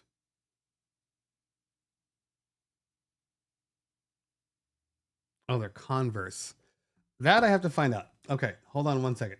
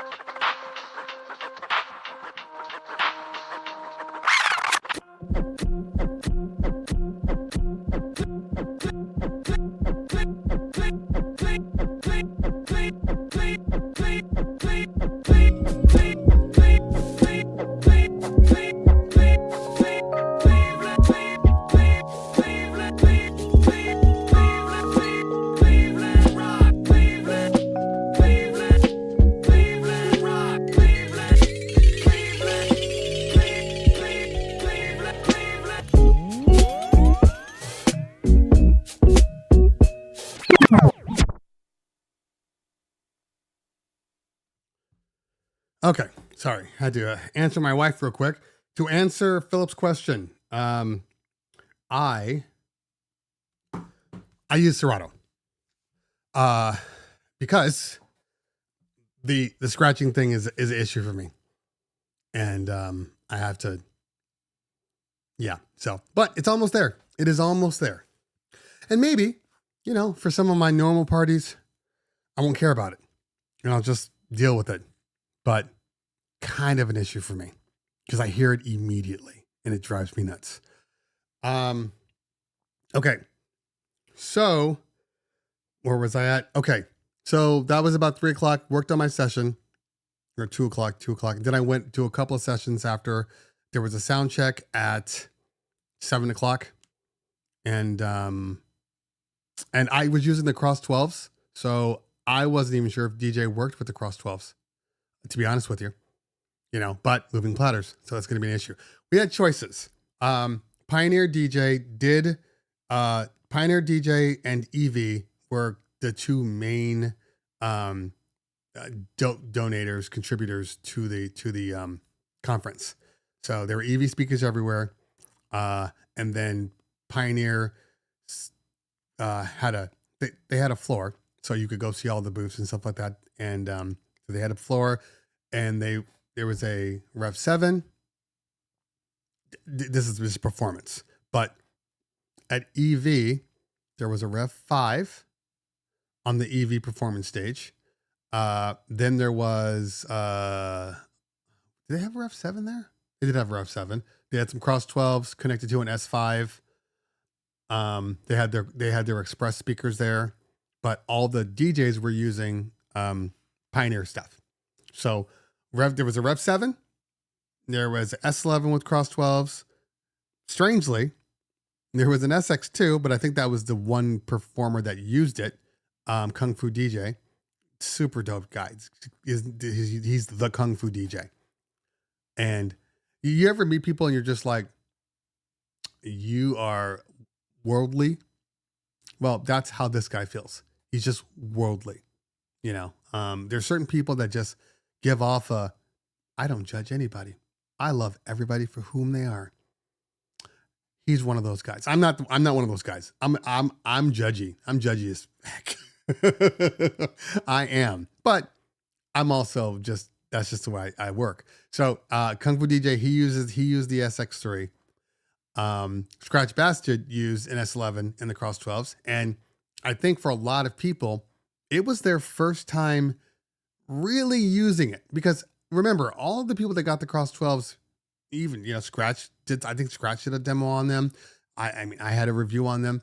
It's limited. You have them for a week, maximum a week.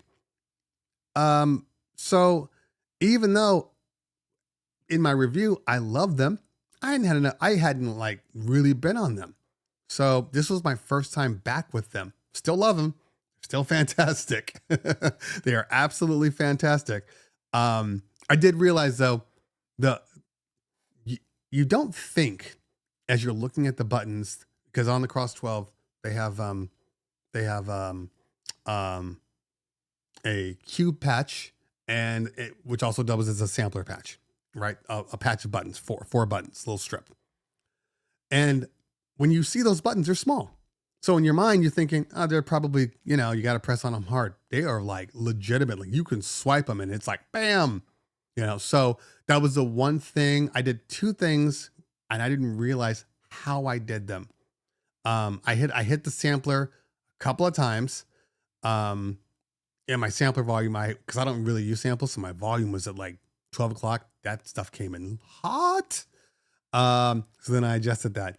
And then, and you guys will see this on my set when I show it, when we do the live recap. One time I hit the stop button. I don't know how. I don't even remember doing it. I don't.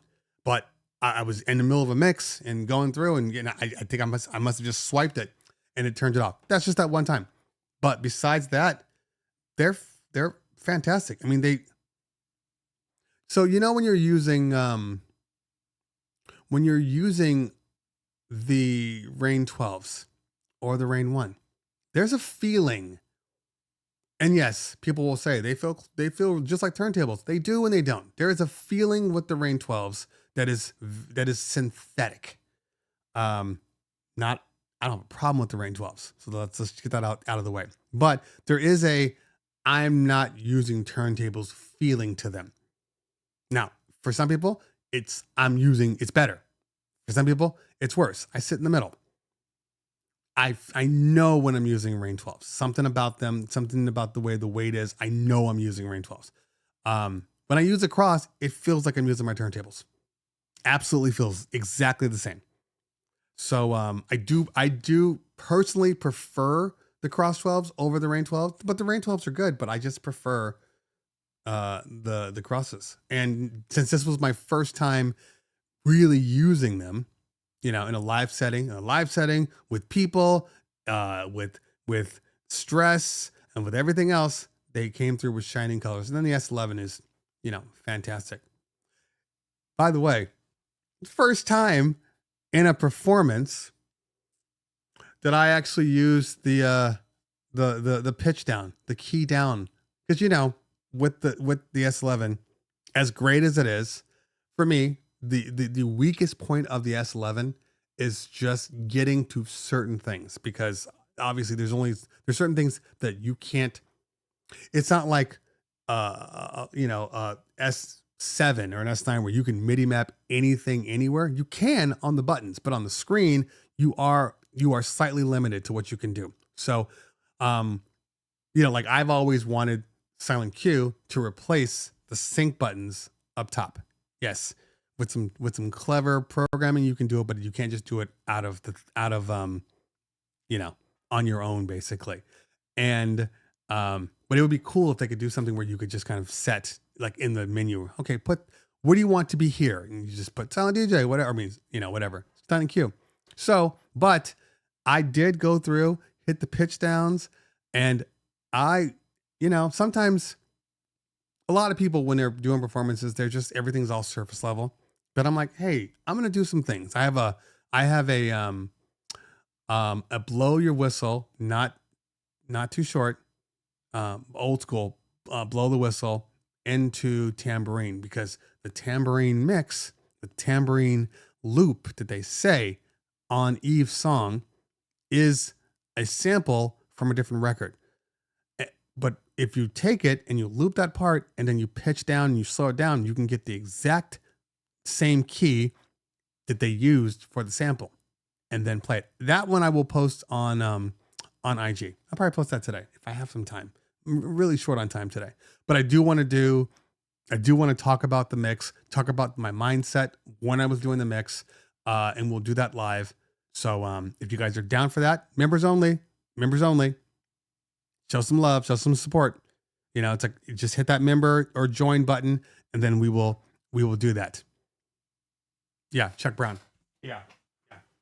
So, and we'll talk about that. Anyway. So yeah, because of using the cross 12s, I personally did not feel I don't want to walk into the unknowns. Okay. So I'm not going to bring DJ to an unknown, and I really couldn't do a true sound check because, Team Ragoza, which is, Brandon and Desiree Ragoza, their, husband and wife DJ rock team. So they had to do a sound check, obviously. Oh, so that brings me back to Monday. Now I just realized. The one thing I will say is engineers. I need engineers to stop showing their ass so much. What do I mean by that? I mean, I need engineers to realize that just because a speaker can go a certain volume doesn't mean that they should go to that volume. That whole kind of rock star, I know it goes to plus 10, but mine goes to plus 11. Mine goes to plus 12. So I'm going to show you. I don't want to hear that. So the one thing I will say is I've heard Brandon and Desiree a couple of times now, and they always sound good. I've never walked into a situation where I'm like, ugh, what does it sound like? But I will tell you this one in particular, this one did not sound good. Their performance was over compressed. They were maxing out those EVs, and it's not EV's fault. That is a mix issue. And as a matter of fact, when I was talking to one of the EV guys, I'm not going to name any names, she's like flat out. He's like, what did you think about the performance? And I said, the sound was terrible. He says, that's what I thought too. So it's not EV's fault, because I've heard them before. I've even heard them play on EVs before, and they didn't have that. They were just trying to do too much. They were trying to just push the hell out of it, and they didn't need to. The rooms weren't that big. And it's still a conference hall where people are trying to talk to people and everything. So you don't need to be full blasted. You don't. It's not a concert. And so at that point, I was like, I got to get out of this room. And normally I sit and watch them the whole time. I'm like, I got to get out of this room. It sounds terrible. And first I thought it was just me that was thinking that because I'm an asshole. But then when he brought it up too, I was like, okay, all right, it's not just me. And then the same thing happened at the show, where they because she's a guitarist.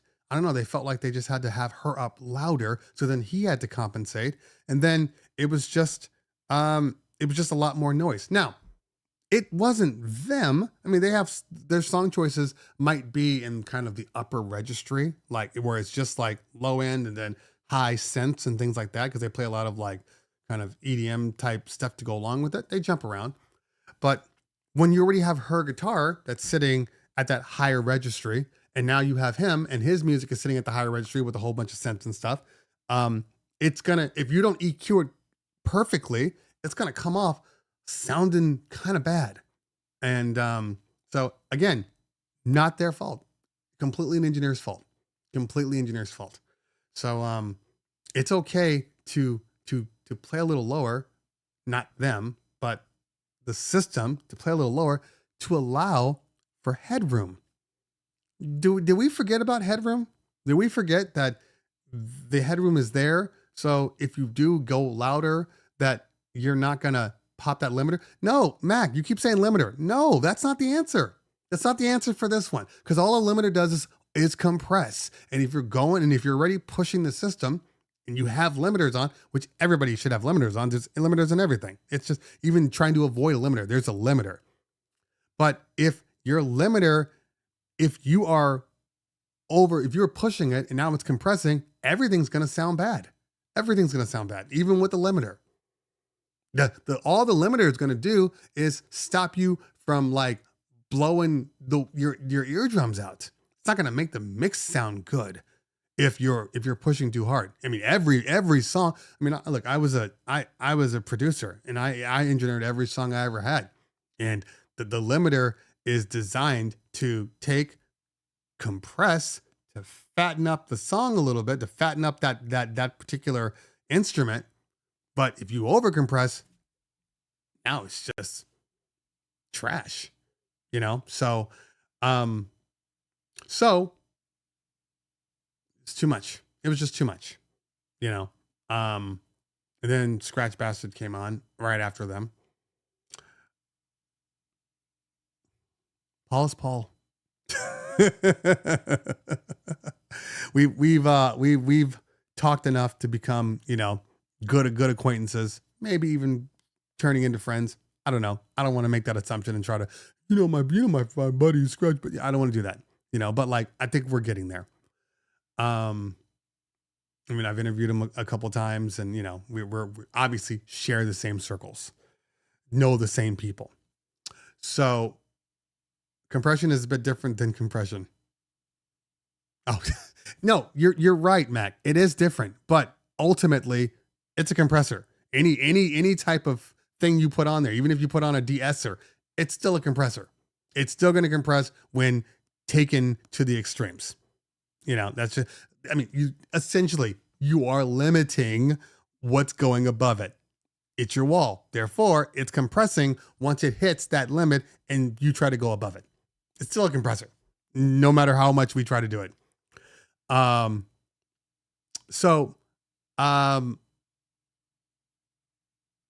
He killed it. He absolutely killed it. He always kills it. His set was different than which I've seen in the past. And I told him about that. We had breakfast together and he's like, yeah, I just wanted to be different. I knew who I was with and I knew the people that were watching me. So I just wanted to, come off a different way. Yeah. But he always kills it because he's amazing. One of the best DJs that I've ever seen, that I've ever heard. Really.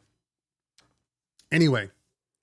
Yeah. And then I got up at the Crocodile on Wednesday and stayed up.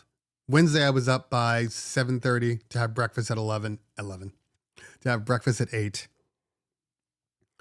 And remember, we didn't even get out of there until 2:30. So try to go to bed as quickly as possible. That's not really possible when you come from a show. You know that. You need at least an hour. So by the time I woke up, I was just dead. And I was trying to find a place to take a nap, but I couldn't. The sessions were going on, and then I had to go onto the floor and do some video. Couldn't do it. So I just sucked it up. And my plane was at 7:30. Left there at 5, got back into LA a little before 12. And then, like I said, I had to go to the office. And so I got home at 1, hadn't eaten. The joy of being gluten-free. The restaurants had nothing for me. I had a bag of fries. Great. And that was it. So I am tired. Now I got to go put up a microwave. And I have 4 hours worth of client phone calls because I didn't take any client phone calls throughout the week because I was at a conference. So a little bit of everything. And the crying baby on the plane. You know what? I don't care about the crying baby though, because I got in-ears. I got my AirPods and I have my Ultimate ears. So, and I watched the movie. That's when I watched Blackberry. So I didn't hear the baby. What I did hear is the baby's feet kicking the back of my chair for 5.5 hours. I did feel that. That was driving me nuts. You know, I'm doing this thing.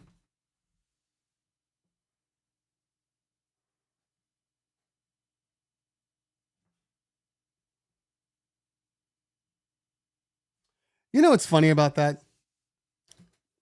When you do that, normally speaking, aren't you as a parent supposed to apologize?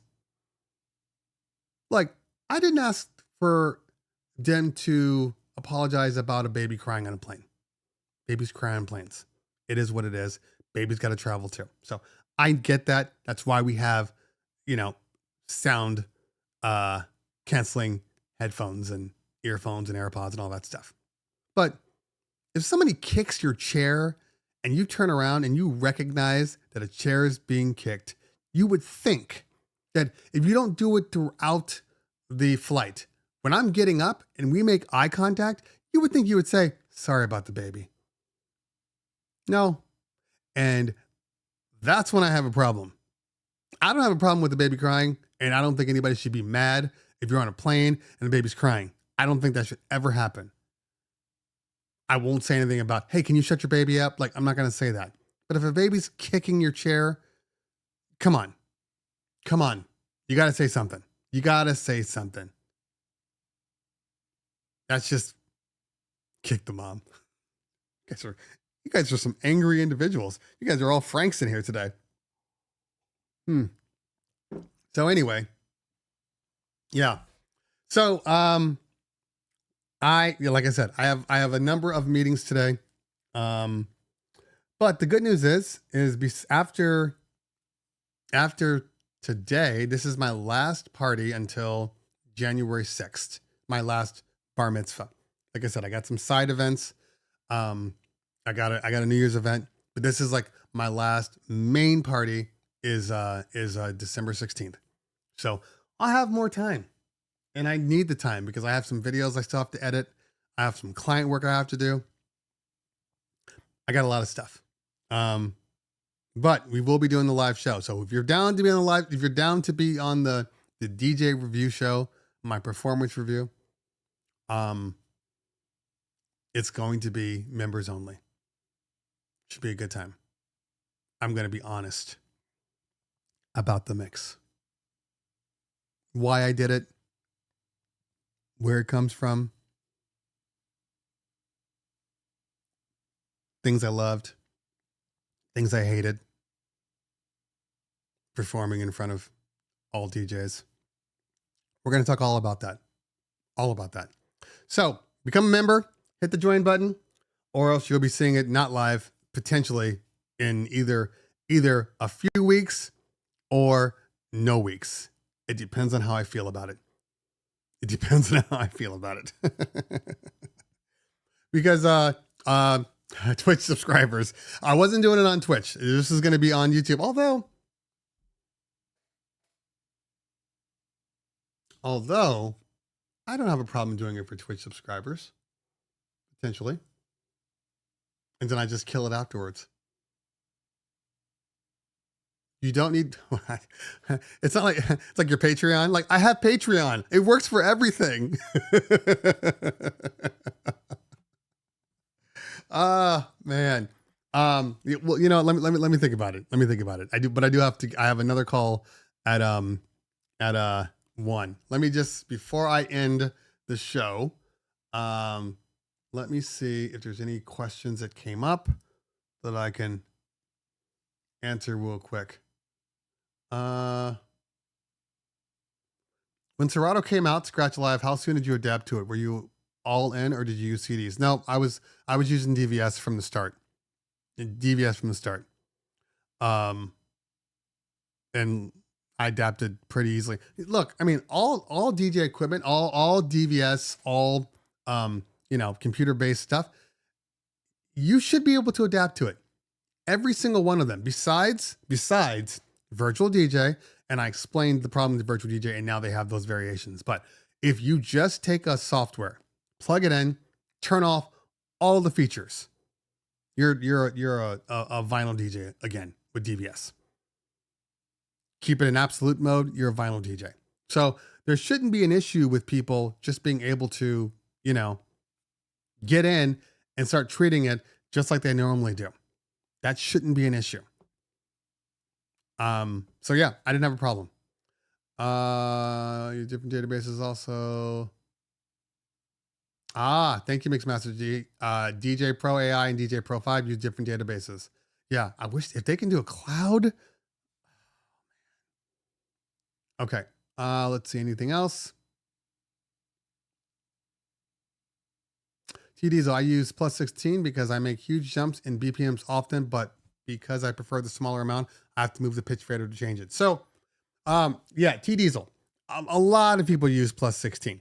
They do. And again, I was a plus 16 user for a long time. I mean, obviously I came from vinyl, so I was a plus 8. So when plus 16 came, I was like, look at all the stuff I can do. The only problem for me with plus 16 was it was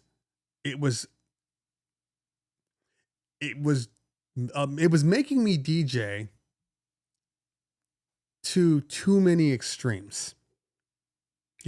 Like if I'm DJing something and I'm doing a plus 16 and the track is 100 beats per minute and I do a plus 16 and all of a sudden I'm sitting at 114, 115, that doesn't feel natural for people at all. So I stick to plus 8. It's limited of what I can do, but it's made me think better like I was when I was using vinyl in the past. So I prefer to use plus 8. Now, are there times when I switch to plus 16? Absolutely. As a matter of fact, in the mix that I did, I would switch to plus 16 if I needed to do something extreme. Like one time I was going from 100 to 100, 103 to 120, and I needed that plus 16 for it, because I was purposefully doing a speed ramp transition because I was going into faster speeds, and it was something specific. And as a DJ, you could feel me intentionally bringing the speeds up. So that was the key for me. But yeah, just to rock a plus 16, I just stopped it. I stopped it. Algorithm did release an update where they speak about scratch fixes. Okay, I'm excited. You know what? I'm on the beta program, so I'll check the beta and see if maybe it's in one of the point releases. So I'll check that out, Mixmaster. And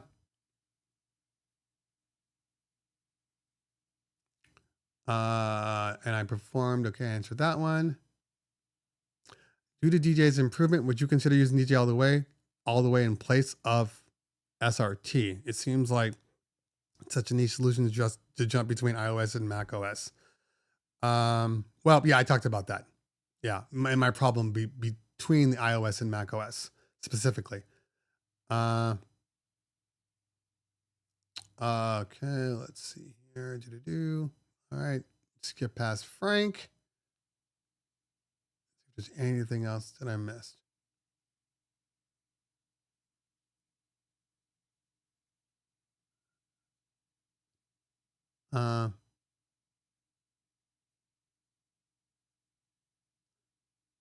Would you be willing to do a members show doing the same kind of thing where you and the members can share? Yeah. Ashley, Absolutely. We did a show once on here. I could bring it back, where we can do it now. And I understand if you want to do a members only because you don't want it to be with everybody, critiquing you. I'm totally down with that. That's a great idea, Ashley. We should do a members only DJ critique. Yeah, we'll do that. We'll definitely do that. Absolutely. Okay. Did you hear? I did that. Okay. I think we're good.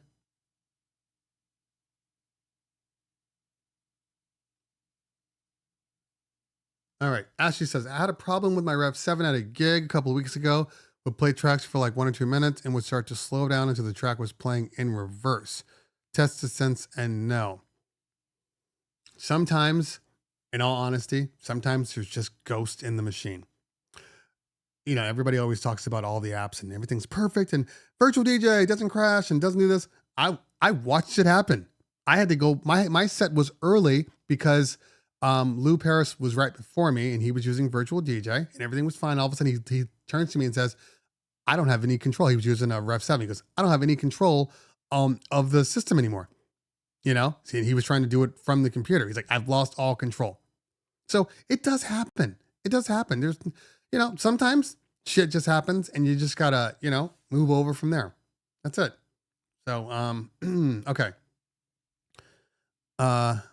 Serato just dropped their control vinyls. That's it. That's all they did was drop their control vinyls. No, there's gotta be more than that. It's not even in their, it's not even on their vlog yet. Check just Serato. Okay, let's go to IMG. IMG. I just said IMG. And then I definitely have 2 minutes left.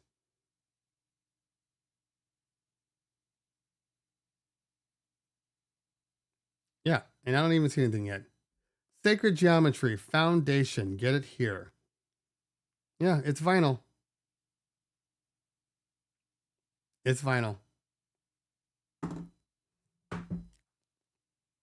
Okay.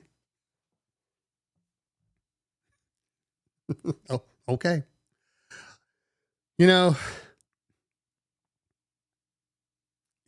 Okay. Anyway, let's see here. Okay, Left Cat, last question. And then I gotta go. Although, hey man, I will tell you this though.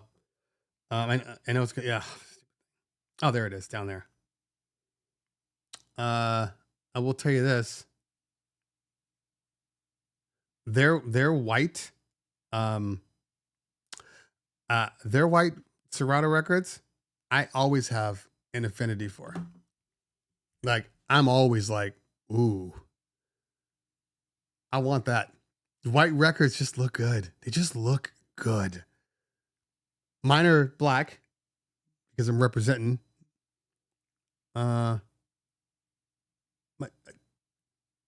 This is my wife. I sent you a bunch of messages. Aren't you reading them? Like, I have a show on Thursday. You absolutely know I have a show. Anyway, see, that's the cue because I have a phone call and I got to get on there. So, again, sessions. We're going to do the sessions and hopefully today, if I get my microwave up quicker than like 4 o'clock today, 5 o'clock today, we'll spend an hour. The show is only 20 minutes long. So we'll do the 20 minutes. I'll probably do the 20 minutes straight first. And then I will get on and then we'll talk about it. That makes sense? I think that makes sense. Because I think it would be weird to just start talking about the set when you don't have any like forethought about what's happening. So we'll do something like that. It'll be a 45-minute show, give or take. Let me know in the chat. All right, but I do have to get out for now.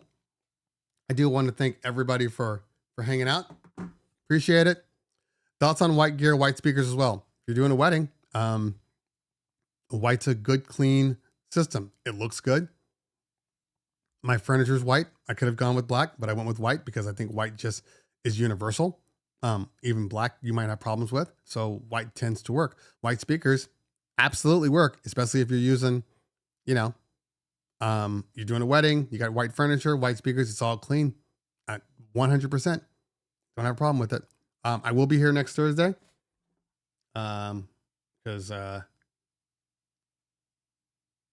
Next Thursday. Am I working tomorrow? Or what's today? It's Thursday. I'll be at La Descarga on the 19th. So Thursday I will do 21st and the 28th. I might take off one of these weeks, maybe.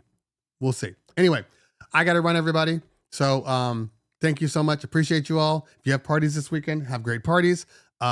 Keep an eye out for the mix session, live stream that we're going to do soon.